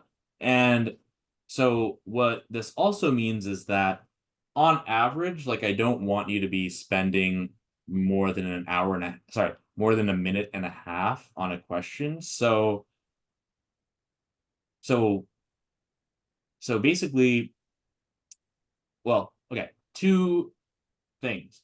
Um, if a question is taking too long, just make a guess, flag it, and move on. And if you're not like 100% certain of your answer, also flag it and move on. But this way, you have it all flagged. So what you can do is hopefully, right, at the end, like when you finish the last question, like 59 or whatever, um, you should have some extra time left. And you can, let's say you have 2 minutes left, you can use that to like hit the review flag button and review the ones that you flagged. Okay. This is a good strategy because if we set up the timing such that, you finish that last question right, at the end, um, compare that to finishing the last question and then having a little bit of time. Because after you finish the last question, you will have seen all of the passages, all of the questions, and then you can use your own like judgment to kind of choose which of the flagged questions to like work on. Yeah. So that could be a way. Yeah. So I would think it's would be good for you to adopt a strategy like this because um I mean like I started using this because I had a similar problem. Like I would stay on like a single problem because I know I can get it right, but I'm not getting it right. So I would just keep doing it and doing it. And then, I lose time and before I know it, I'm out of time and I didn't get to answer like, or read like the last 2 passages of the section. So this way, uh, you can have like a more like kind of you can avoid tunnel vision. You can kind of like have a zoomed out view. So yeah, okay. So good thing that you told me about timing. So yeah, we can try that this strategy here. Um and yeah, when it comes to like the flat, like let's say like these are the questions you flagged, like question 3, question 9, 12, 22, 34, 54, whatever, 56. And let's say you're like 50% sure here, you're like 25% sure, 40%, 60%, 70, 80, 12. So generally speaking, when you hit your review flag buttons, you should start with like this one, followed by this one. So you want to like do the ones that you're least certain of, because the other ones, if you're more certain of your answer choice, chances are in your favor if you just leave them. Yeah. Um, but this also depends. Like if a question is going to be a lengthy like calculation or something like that, I usually tell students like to do your calculation. If that doesn't give you the answer, flag, move on. Because Mhm. doing that calculation again is going to be it's going to take too much time away, and you want to just remember that every question is worth the same amount of points, but questions range in difficulty from like easy to medium to hard to very hard, so you don't want to spend an excessive amount of time on something that is too hard, um because yeah, you can get those points from other questions. Yeah. I noticed that like there were easier questions at the end, and like harder ones at the beginning as well. So Yeah, that could be, like I don't know if that's something that would be the pattern for the MCAT in general. Um, but yeah, being able to like finish the section with extra time is a good place to be, because then you can, appraise like which passages are tough and stuff and which ones to go back to. yeah. So yeah, I would try this timing strategy out. Cool. Hmm? And for cars, Yep. um, because it's I think I always am running into the issue of like I'm still missing one passage at the end. Like I'm like cut short on one passage. Oh, Uh, in sorry. terms of timing. The timing? Yeah, sorry. When you're saying you're cut short in cars, are you saying you run out of time and you can't do the last passage? Yes, yes. Okay. Um, how do you normally recommend distributing time, or would you do the same approach of like flagging and moving on? Yeah, same approach. It'll be slightly different, I guess, because it's 53 questions instead of 59. But you know, that would still work. I guess it would just be like, you know, like I guess I can subtract like whatever, 6 um questions for each of these. So like 53 would be like 20 question 25 or 26. So let's say, yeah, so let's say for cars, you start with an hour 30, and let's say, yeah, when you're on question 25, you should have like 45 minutes left. And then I can, break it up into thirds from here. So like, let's see, like 53 divided by 3. Oh yeah, how do you do this? The math. Oh, um, um, I think I would try to estimate. So Uh, we do this. Why don't we take the 3 and see how many times it goes into the 5? yeah, just one, almost two, but one. Yep. So it would be 1 remainder 2, right? Yes, So I'm gonna carry the 2 here to make a 23. I see this. Mhm. And then I would say, okay, 3 goes into 23. How many times? 3 goes into 23. Yep.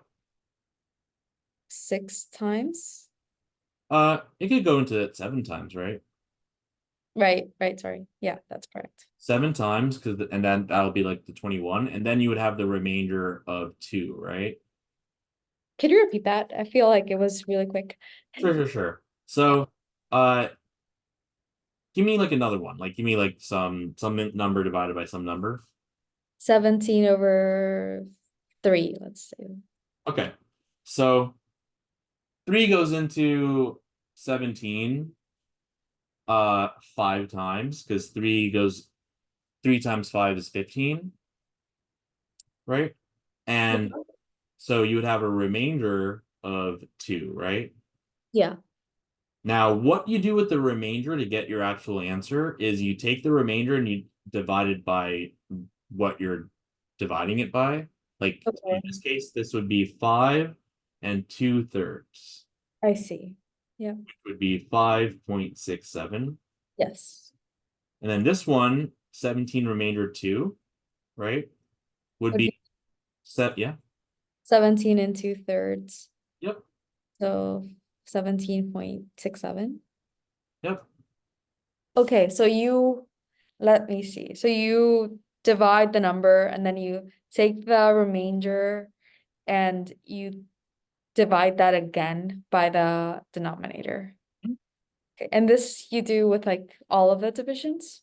Yeah, yeah. Like I never like 3, like 53. It's essentially the same thing, because 3, you ask, when you're doing it this way, you say, okay, how many times does 3 go into 5?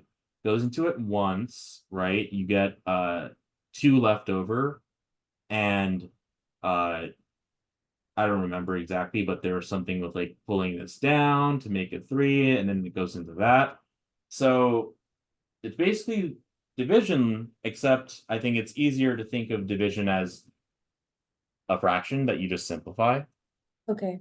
Yes. So I prefer that, and I also prefer multiplying by its reciprocal rather than dividing. I think I prefer that too. Yeah. Yeah. Yeah. Yeah. So, so yeah, I think that this is could be done more easily with just making it like the fraction like that. Okay. I think I'll practice that more. Mhm. Yeah. So okay, so this would mean that if we broke up cars into thirds, it would be like 17 18 questions for each. So, so this could be like question number 18 here. Um, and then we can have like, okay, at the 30-minute mark, we would be at um like 25 plus 18. So that would be 43, I think. So let me see if this is right. 18, uh 18 plus 18, I would do 20 plus 20, which is 40, minus 4 to get 36. Um, so let's see. I see. And so would you like recommend writing these time points like on my notepad and then Yeah, like yeah, yeah. I see. Yeah.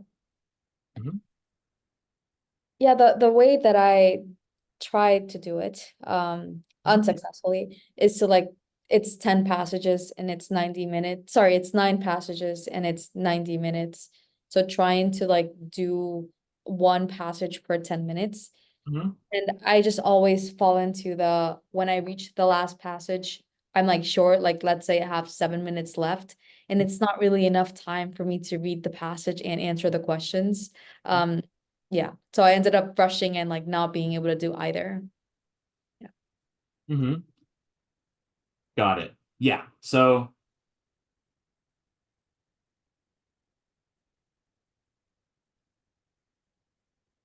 Yeah.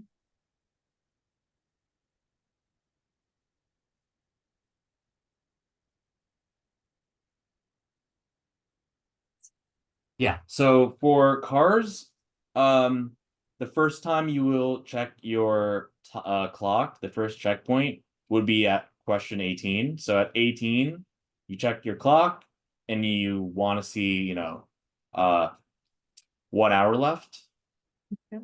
Um, and then it can be this halfway mark over here, Okay. which means when you get to question 25, you want to check the clock and see if you have 45 minutes left. Um, but then the number would be when you're on question 35, that's when you should have the 30 minutes left. Okay.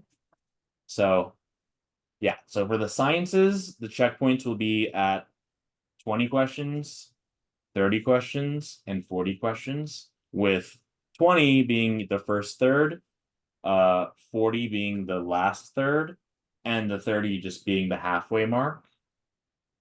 And then for cars, 18 will be that first third.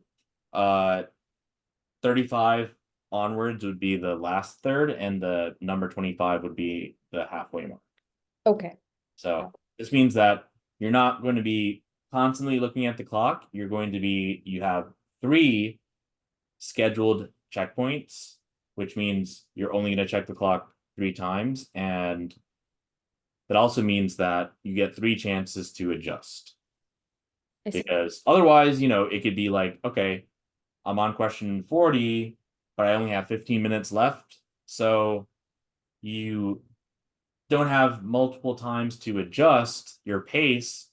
So then you just kind of like have to rush at the end. Yeah. So yeah, you don't want that. Sounds good. And then for cars, would you also like flag and skip and then go back?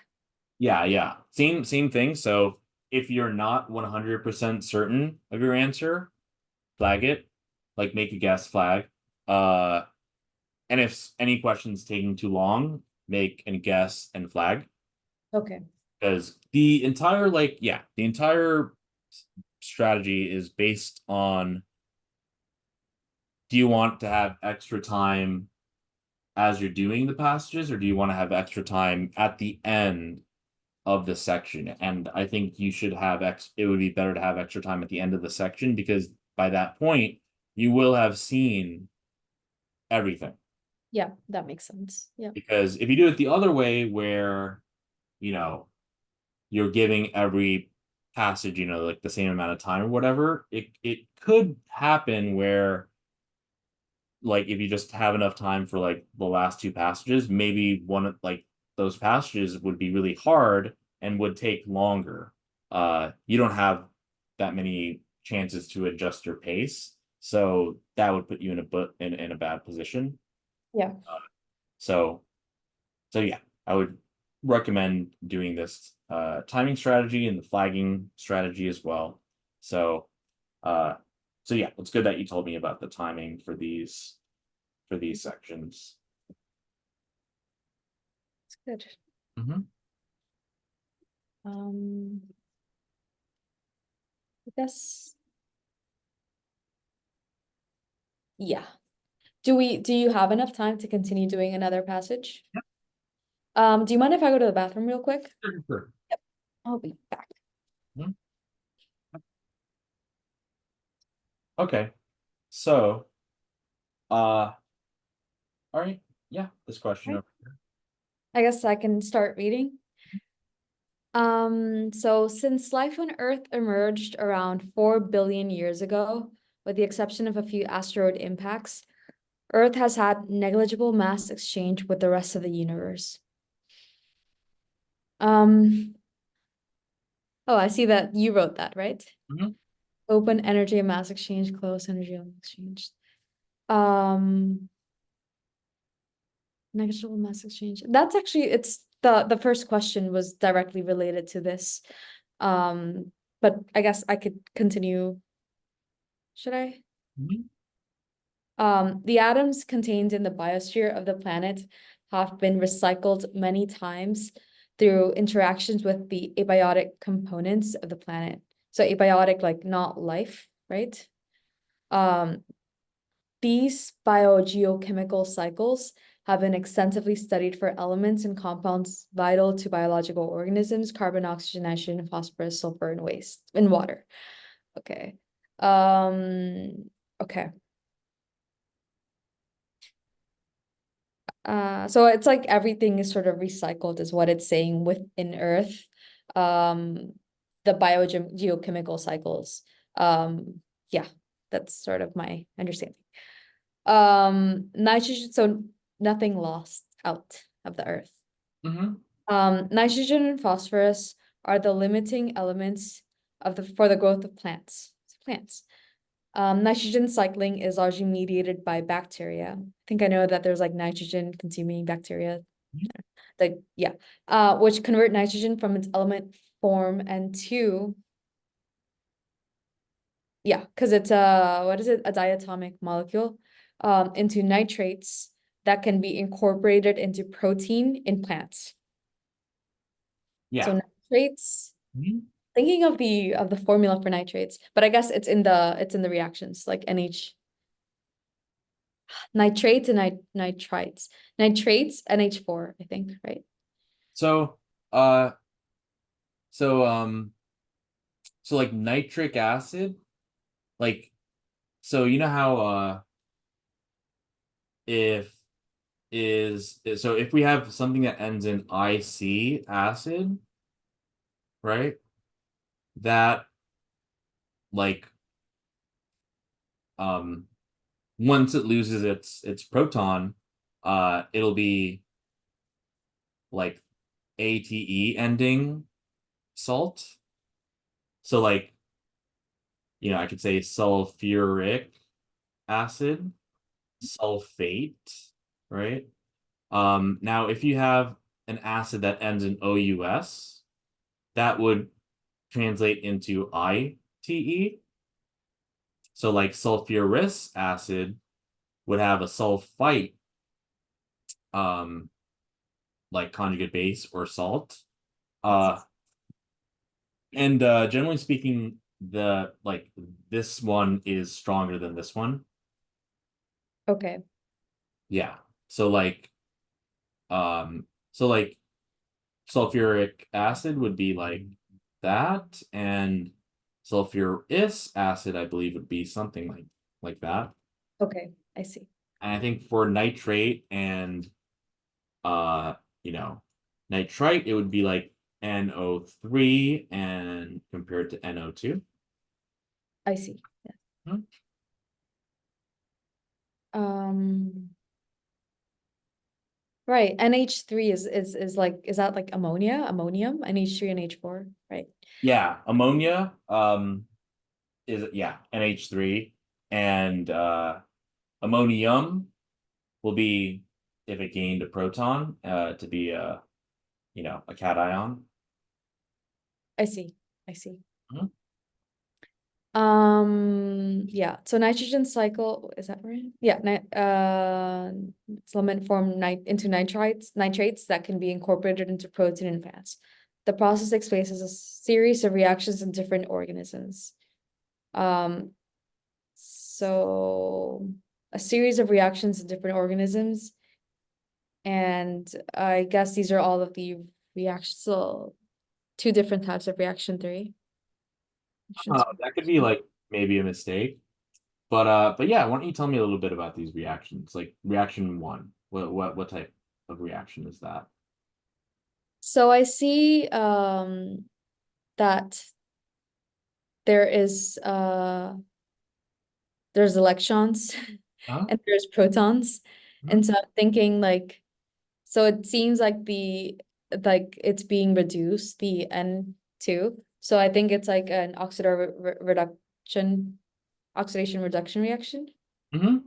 Yeah, yeah. And it seems to be because yeah, you have so the nitrogen in N2 would be, 0, like a oxidation state of 0, and then in ammonia, the three hydrogens would be +3, and the nitrogen here would have to be like -3, right?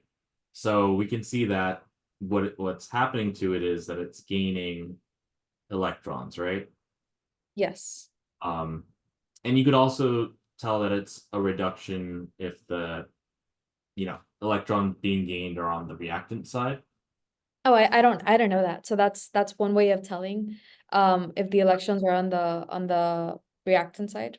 Yep, yep, yep. So like, yeah, for like half reactions, like, let's just say it's like X plus electron, or yeah, like X plus electron can yield X, minus, and let's say, this is just X solid or whatever, neutral. That's a reduction half reaction. Um, and this backwards will be the oxidation. So if I had something charged, you know, that would can oxidize, lose its electrons to produce the solid X and, that electron. Yeah, it's coming back to me. Oil rig.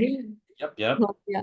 Yeah, and so say that they gave you like a reduction potential here of, let's just say, like, I don't know, 5. Um, the oxidation potential here would be -5. Okay. Yep. Because uh a reduction a reduction potential is equal to the negative of the oxidation potential and vice versa. That's good. Mhm. So, okay, reaction 1, we see some redox. Oh, and so I drew the one for nitrogen getting reduced, but um the hydrogen is like +1 here and then 0. So the hydrogen is gaining electrons, right? Yeah. So yeah, because in redox you must have a redox pair. Like you must have one thing. You must have Yeah, you must have the thing that gets reduced must oxidize the other thing, and the thing that gets oxidized must reduce the other thing. Yeah. So that's why these are called half reactions, because like this one on top is a reduction half reaction, but you can't just have reduction like without the oxidation. Um, so that's why these are called half reactions. This is a full reaction because we have both the reduction, the thing that gets reduced, which is the nitrogen, and the thing that gets oxidized, which is the hydrogen. I see. Proton, yeah. Okay. So, Yeah. all right. So we see that in reaction 1. What can you tell me about reaction 2? Um, I see I see the Hmm? so I think it's like acid and base, like water acting as a water is donating its proton and what is it?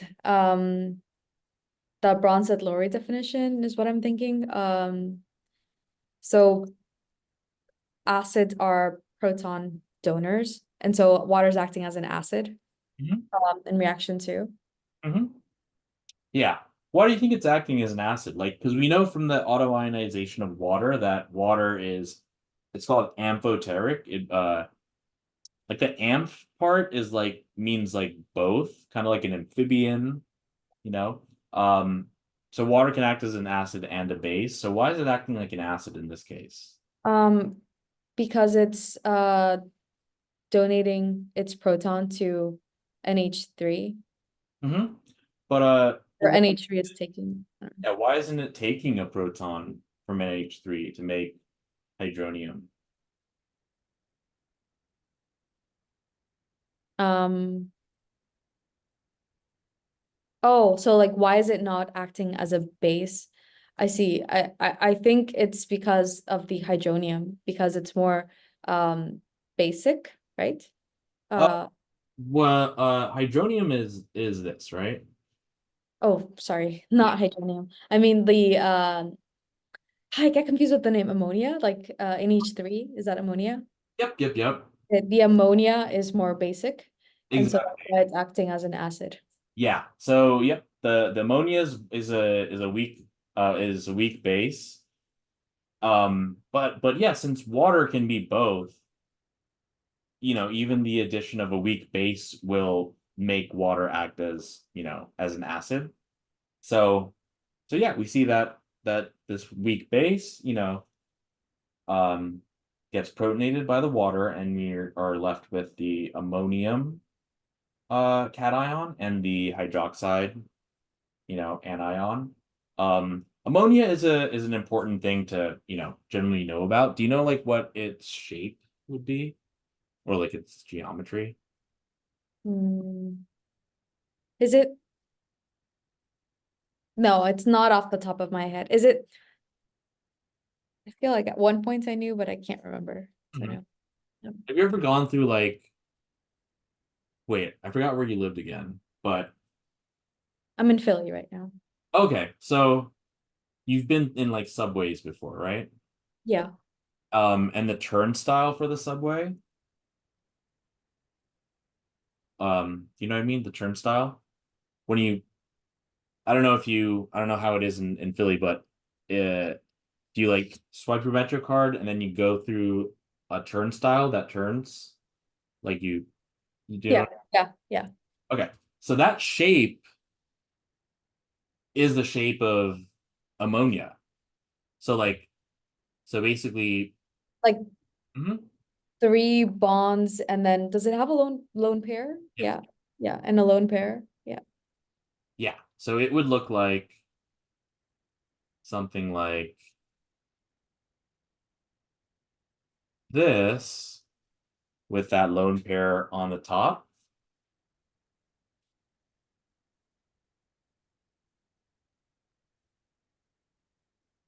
right? Yes. So this is so what this real so maybe I could draw it as like a shape to make it easier, but you're essentially having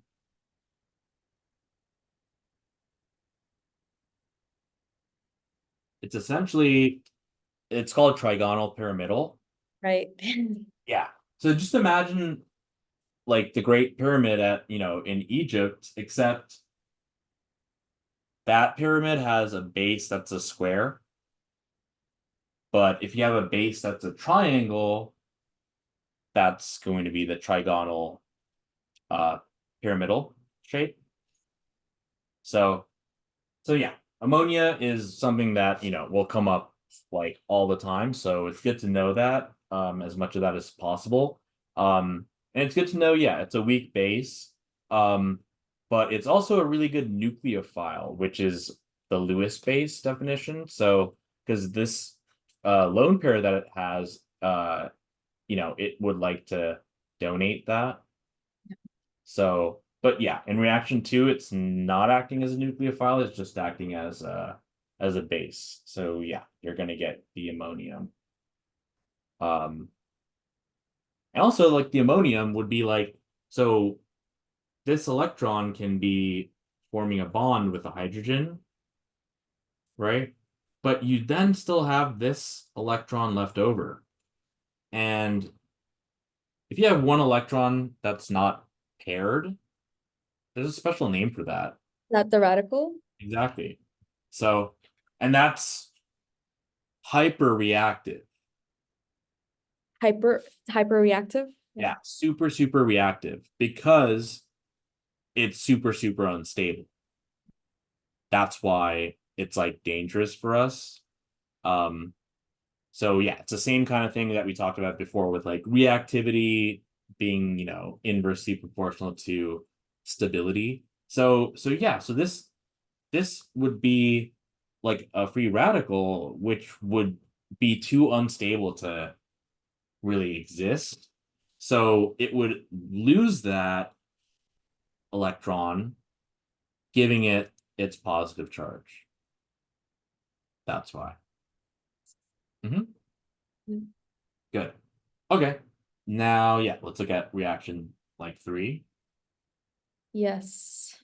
Um, Mhm. you're reacting with oxygen, and I feel like there's a special name for a reaction. That what we're when you're reacting with oxygen and Yeah, if it's a hydrocarbon and oxygen that produces CO2 and water, that well, and that's like what happens with if the hydrocarbon's glucose, that's what's that? Yeah, yeah. Yeah. So like so the example, if the hydrocarbon is glucose, that's cellular respiration, which is a combustion reaction. Um, but you can also have the hydrocarbon be like octane or something that, is like a fuel to cause a combustion reaction as well. So, yep. But this one, since we're not we have the oxygen, sure, but we don't have a hydrocarbon, so this wouldn't be combustion. Um, so yeah, so let's take a look at what seems to be happening. We have ammonia, right? And we have oxygen. And then we have what's the NO2? What do you think that would be? Some nitrous oxide. Um, yeah, I think so actually, because well, I was gonna say nitrite. Or nitrite. I don't know. Yeah. Uh, I right. I mean, we have it on the screen, I oh think. yeah, yeah. I wrote that, but I just want to make sure. What did you say again? You said. I said nitrous oxide, but probably wrong. Oh, okay, okay. Let me see. Because that's like what they use in like the Fast and the Furious movies. Uh, oh, wait.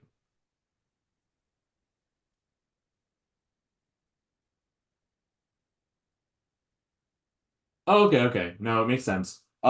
So wait. Okay, okay. Nitrous oxide is going to be that. Oh, okay. Yeah. So, okay. So we have ammonia plus oxygen yields nitrite, Mhm. like anion plus water plus H plus, and they give us the Gibbs, free energy for this. Yeah. Um, what can you tell me about delta G? It's negative. So that means it's Mhm. releasing energy, So, exergonic. oh, okay, yeah, yeah, yeah. So, Or sorry, not releasing energy. yeah, Is it, yeah, yeah, releasing energy, right? Yeah. because maybe you're thinking of like if it was like enthalpy, and if it's negative enthalpy, it's exothermic, so that would be releasing heat energy, right? Yeah. Yeah. So I guess in this case it's just spontaneous, just spontaneity. Yeah, it's spontaneous, and in the sense of releasing energy, like uh that still is kind of what's happening. It just is telling us that there's extra Gibbs free energy which we can use to like either like couple it to something that requires energy. But like yeah, it is I like see what you mean, like the difference between enthalpy and Gibbs free energy. yeah, Uh, yeah.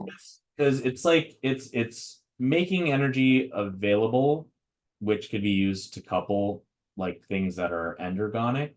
Um, but but like I guess like giving energy, it's not doing it through anything like so like enthalpy, like exothermic would be releasing energy in the form of heat.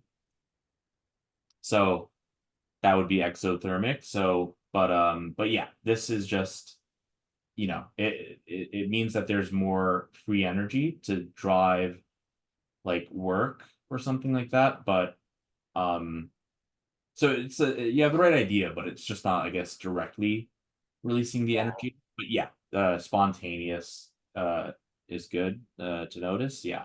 Okay. And what's happening here? Like, what do you think this reaction is? Um, yeah, yeah. What's happening in this reaction? Um, I'm thinking oxidizing. Yeah, like or redox, right? Yeah. So yeah, because O2 has a charge of 0 here, and -2 here, and I believe perhaps -2 here, and there's two of them, so -4. Okay, now the four hydrogens here would be +4, so the nitrogen here, whoops, would be -4. Yes.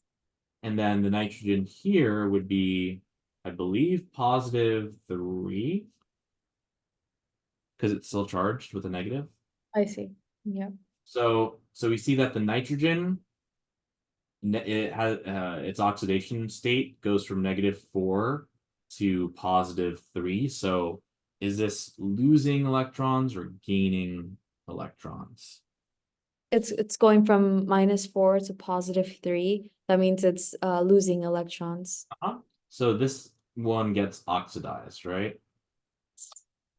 And then the oxygen goes from 0 to, well, either -4 here or -2 here. So is that oxygen gaining electrons or losing electrons? Gaining. Yep. So like this and this would be the reduction, right? Yes. Okay. And then yeah, I think that's supposed to be reaction 4, so I think it's just a typo. But yeah, what do we see there? What's happening there? Here we see the so that product from the reaction 3, which we said was the nitrate. I always get this wrong. No, wait, the nitrite is reacting with oxygen again. And it's again being oxidized. So okay, let's see. So we have uh okay, so okay, -4 +3, and then 0 here, and then the oxygen here is going to be, well, -2 times 3, which is -6, and it's still negative, so this should be, nitrogen should be +5. So redox is happening here, right? And so for the nitrogen, it's going from an oxidation state of +3 to +5. So is that oxidation or is that reduction?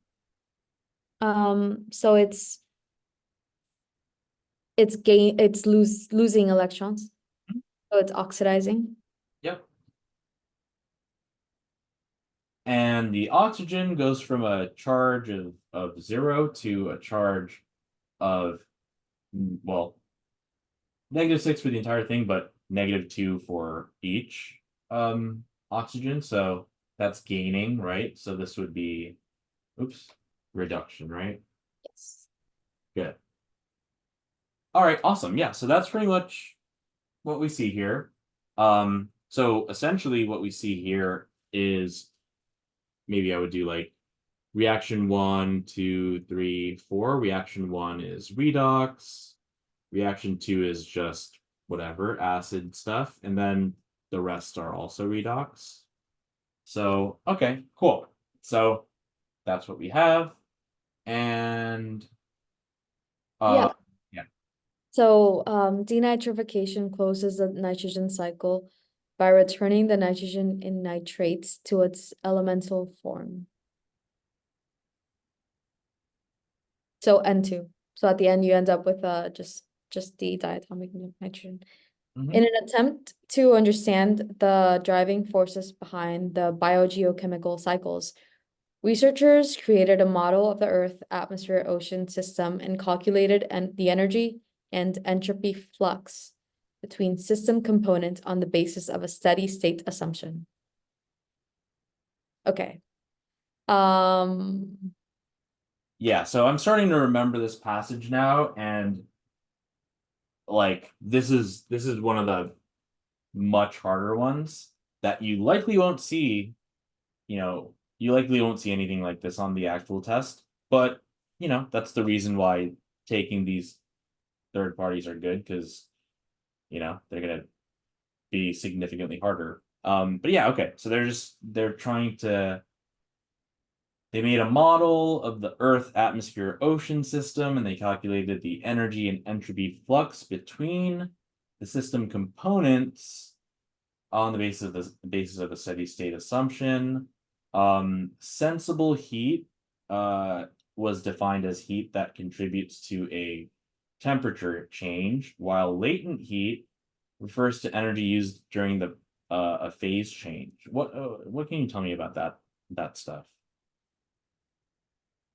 I'm gonna highlight this because I have Mhm. heat that contributes to a temperature change. Just a temperature change. I'm not sure what exactly like um So yeah, so we I have guess I guess I could talk about phase change, but yeah. phase change. So like going from like different phases, so like solid, liquid, gas. Um so heat that is contributing to a change in just degrees of temperature, I guess, would be sensible heat. And then the latent heat is oh wait, I'm there's something special that happens when you're moving from from one state to another. Is it like I think you might need more energy, maybe, when you're like at the transition point. Yes. Yeah. Yeah, so this little thing that I drew here, does this look familiar, the shape? A little bit. Huh? Yeah. Good. So let's say this is like heat added and this is temperature. Mhm. So okay, if we start off here, um, let's say that uh I think I see it. all right, tell me. So I think it's like you can continue to steadily increase the temperature, but once you get to a boundary, you have to keep adding heat. Like you won't see a change in temperature, but like you're changing phase. So you need more heat. Yep. And so you can again continue on and then another boundary. Mhm. Yeah. So let's say this is a solid and we're adding heat to the solid, which will increase the temperature of the solid until it reaches what point would that be? The Mhm. there's a okay, I'm just gonna think of what everything I remember. So I remember there being a critical point. Oh, I think you're thinking about like that. Yeah. Like the phase diagram. Yeah. So this is just a heating curve. So, okay, let's say that this is a solid, right? And we're adding heat to a solid up till this temperature. This temperature is the melting point. Oh, okay, I see. This is what Right? you're At the melting point, as you add heat to it, you're no longer increasing the temperature, but the heat that you're adding being is contributing to breaking the intermolecular bonds I see. between Mhm. the solid molecules. So like basically like from the left side of this like plateau to the right side, it's turning from solid into liquid. I see. And then it's liquid, and as you add heat to the liquid, the temperature of the liquid goes up until what do you think this point would be? Boiling point. Exactly. And then at this boiling point, the energy goes to break the intermolecular bonds to make the liquid turn into a gas. Then you have a gas, and you can add temperature to that, and that would increase the temperature. So yeah, so sensible heat would be like what I have in green here, right? Yes. Because sensible heat is the temperature change, and then latent heat is the heat that contributes to the phase change. So that would be these plateaus, right? I see. Yes. Yep. Yeah. Good. And then what's this seawater thing that they're giving us? Um, specific heat of water, is that a thing? Yeah. Tell me what that what specific heat is like. Um, yeah, what is Uh, well, I'm thinking calorimetry. Is that a thing? No. well, Yeah. yeah, that plays a role. Um, so Uh, you but I don't really remember what it is. yeah, so you could think of specific heat also as the heat capacity. And what does that mean? It means that, so yeah, how much heat can something absorb before it goes up in temperature, I see. right? Before a temperature change. Yeah. So, and it'll be the amount too. So like water, for each gram of water, so each gram of water requires 4.18 joules of heat energy to go up 1 degree Kelvin. I see. Yeah. That makes. Mhm. So relatively speaking, water has a pretty high heat capacity, um, which acts as like, well, I don't want to say the word buffer because there's a different, buffer is different, but it can, okay, so like, how in like deserts, um, during the day it's really hot and at night it's really cold. Yeah. Why do you think? I'm thinking of like the water in the air. It's very little, the humidity. I guess I could also think of like, I think it's Seattle and they have like the water effect, like and how like their temperature is maintained more constant because it's near the ocean. Yeah, Uh, yeah, yeah, yeah. yeah. Yeah, no, that's absolutely true. So okay, what you were telling me about, tell me about that first thing that you were saying with um the thing that you said before the Seattle thing. Yeah, so there's less molecules of water, so like less humidity in the air in the desert. And so it's going to see more like abrupt changes in temperature. With like when the temperature drops, it's going to be stronger. Like it's going to be less of a buffer, as you said. Yeah, yeah, yeah. Because yeah, like during the day, water vapor can, or if you're near like, a body of water, during the day it can absorb heat, right? And uh during, when it's night, when we don't have heat from the sun coming in, the heat in the water that's in the water can be released, and that can act as like a type of, heat buffer. So, particularly like, so like, like let's say this is like, I mean, it kind of looks like the US, but I'm making it so that this thing is like India here and like China and like Russia, like Siberia, Yeah, and like here's like Mongolia. Um, like these areas are like the coldest places, some of the coldest places on Earth. And the reason why, I mean, obviously, if you go up or down in latitude, um, you know, you get closer to the poles, so things get colder, of course. But the Siberia and Mongolia are particularly cold, um, colder than you would expect for their latitude, because they don't have like a lot of. It's like, so Mongolia is like landlocked. Siberia, at least this region, is also landlocked, and there's no water to act as that heat buffer, so the temperatures can vary like, extremely. yeah.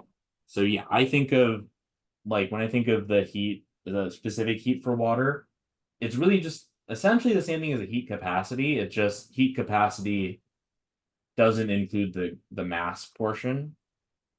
Um, but yeah, water has a relatively high heat capacity, which is why it can act as that, yeah, that you know, whatever, heat buffer. So, okay, cool. So we have that information down. And then we have this table, annual mean energy. What is this unit thing? Where are you? Could you do that again? Is there? Like watts? Watts? Uh-huh. But Per it's meter? flux over. Meter squared. So energy over area. Yep. What is that? Uh, Oh, well, are you sure it's energy over?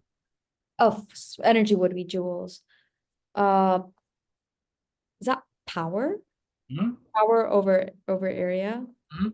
Is that intensity? Yeah. Very good. Good, good, good. Um, and they don't really help us because they say annual mean energy. Uh, but okay. And then entropy seems to be, power, or rather, yeah, uh, intensity divided by temperature. Yeah. Yes. Intensity divided by Mhm. temperature. I see that. Mhm. So, okay, entropy flux. Negative values indicate an energy slash entropy loss. So, okay. So, yeah, let's look at this table. So we have for the Earth system. So, okay, we have various things like systems, I guess, and energy flux for them and entropy flux for them. Um, And then the different columns. So, like, that first column is solar radiation. Then there's terrestrial radiation, which would be, coming from like the ground. And we have atmosphere radiation, cloud radiation, sensible heat, latent heat, and then I guess the total value. So, okay. So, uh, yeah, Earth system for above the atmosphere is going to give you, I guess these values for solar radiation and terrestrial radiation seem to be kind of, yeah, equal, but the entropy flux changes a lot, um, Yes. indicating loss of that. Then we have the atmosphere system with some values as well.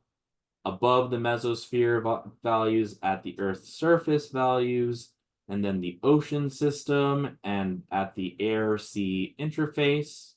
Um, so okay, we have a bunch of energy flux values, entropy flux values, and um, oh, and then the total value on the right, it seems like that's the sum of all of the things, like, the sum of this is that, and for like this, that would be the sum of like these four things, right? Yeah. So I think that total value part could be useful. Okay, so but yeah, overall there's a lot of, information there. So I would just kind of like just have a basic idea of what I see. Um, and but I would still move on and answer the questions. And if they ask me about table one, then I can go back. Yeah. So, okay. So for this question, what could this what could this be?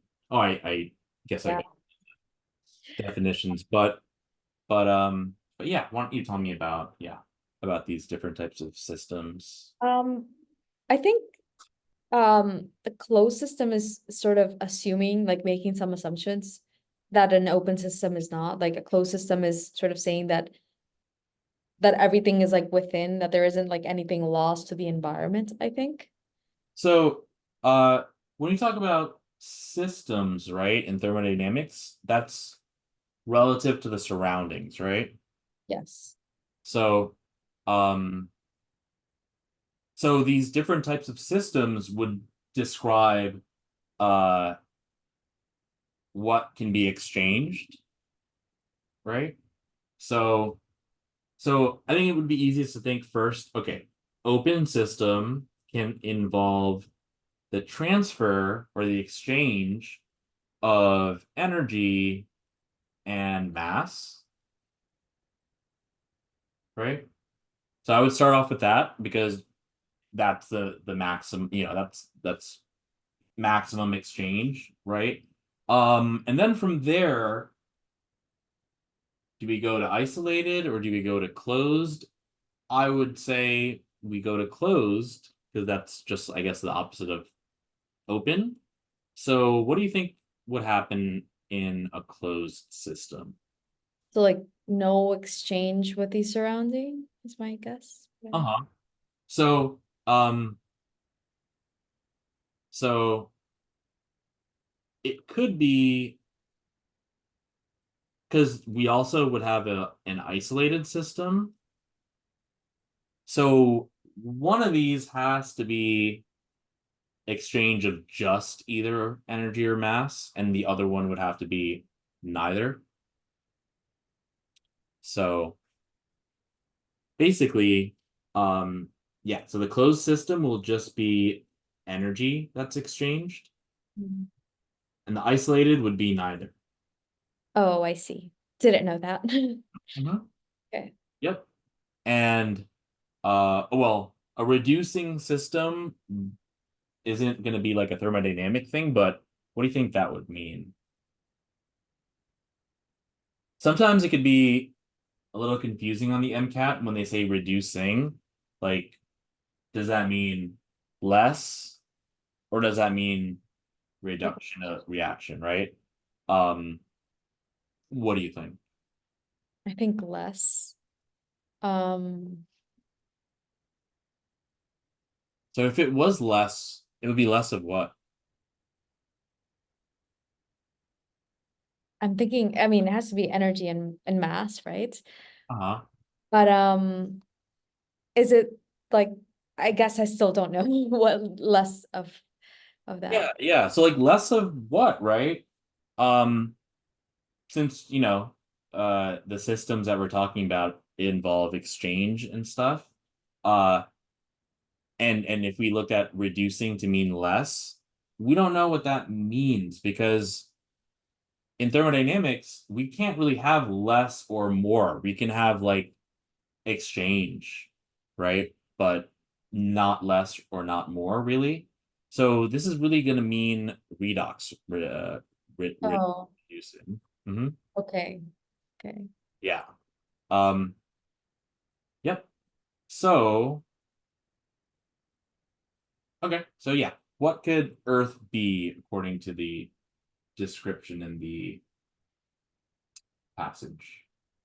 So it says no mass exchange basically. So not C, Okay. um, could be D or could be B. Okay.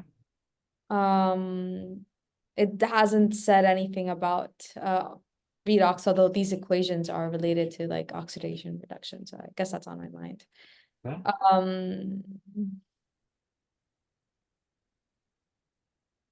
so it's only saying negligible mass exchange, right? Um, so I would go with D, but I don't know. Uh, So, um, okay. So we see that there is negligible mass exchange. Um, okay.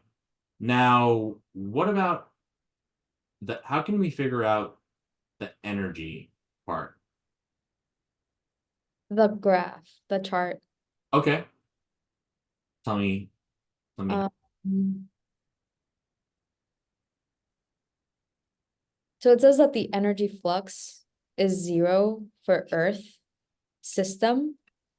So energy flux would be, I guess, I don't really know what they mean by energy flux, but like, is that energy leaving or like movement? It looks like the movement is 0. So Um, yeah. um so where is this? So the Earth is the system, right? Yes. Um, how is it getting energy?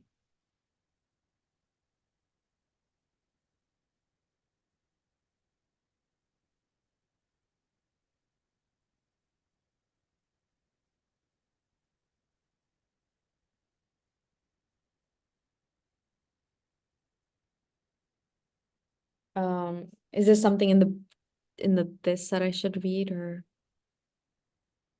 You could like just kind of think about like in that table, right? yeah, For the Earth system, energy flux, what's happening? Where is energy like coming? all of these, like solar, terrestrial, atmosphere, cloud, Uh-huh. solar and terrestrial mainly. Yeah, where does the energy come from? Is it not just like recycled? Um, Oh, like even before that?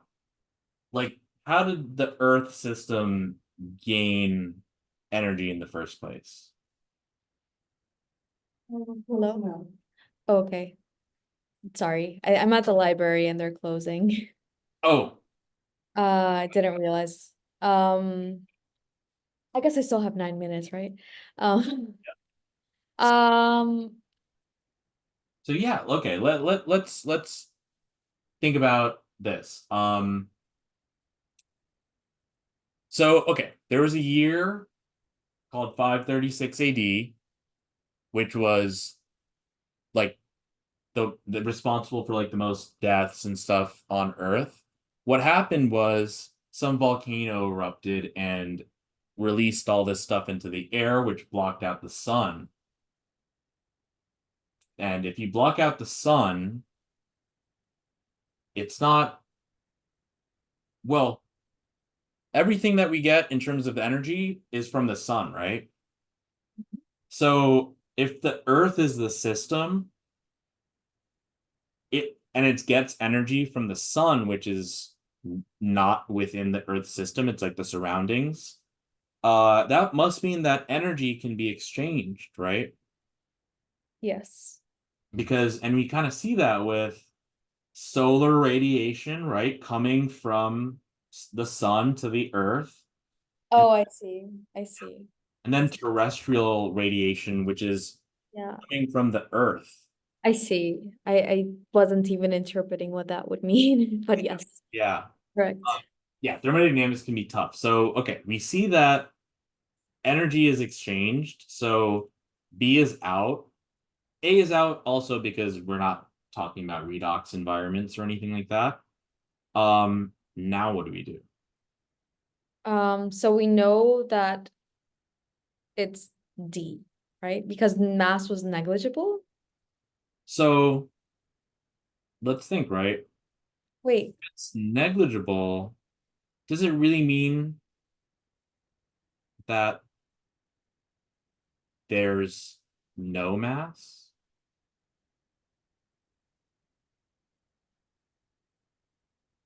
no, but Mhm. it doesn't. Yeah, it doesn't. Like Yeah, there is mass, it's just not significant. They're like not.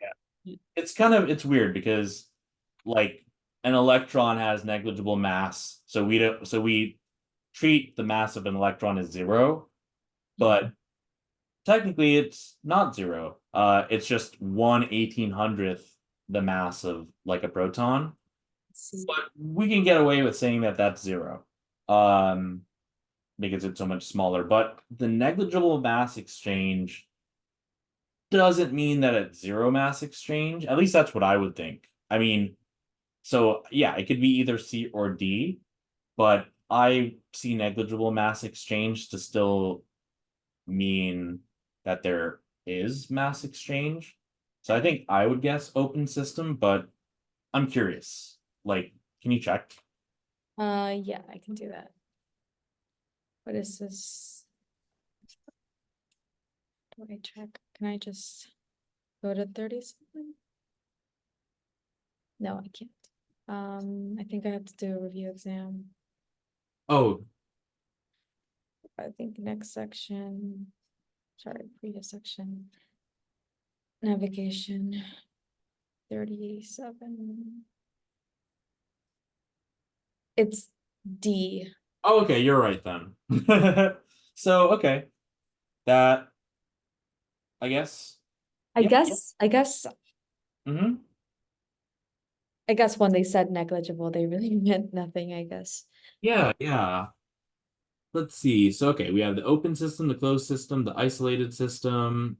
Okay. Then let's look below that. There's nothing I else. guess most people. Yes, we can do, what is it? Open. Mhm. Yeah. Negligible mass, therefore. Okay, okay. I guess I overthought it. Okay, if we say that the electron's mass is negligible and that's zero, so I guess that means for the MCAT, if they say negligible, it means zero. So, okay, you won this round. So good job. I really probably have to leave Yeah. before they kick me out again. So Uh, yeah, I would say great job in terms of moving forward. You would I do the you rolled stuff.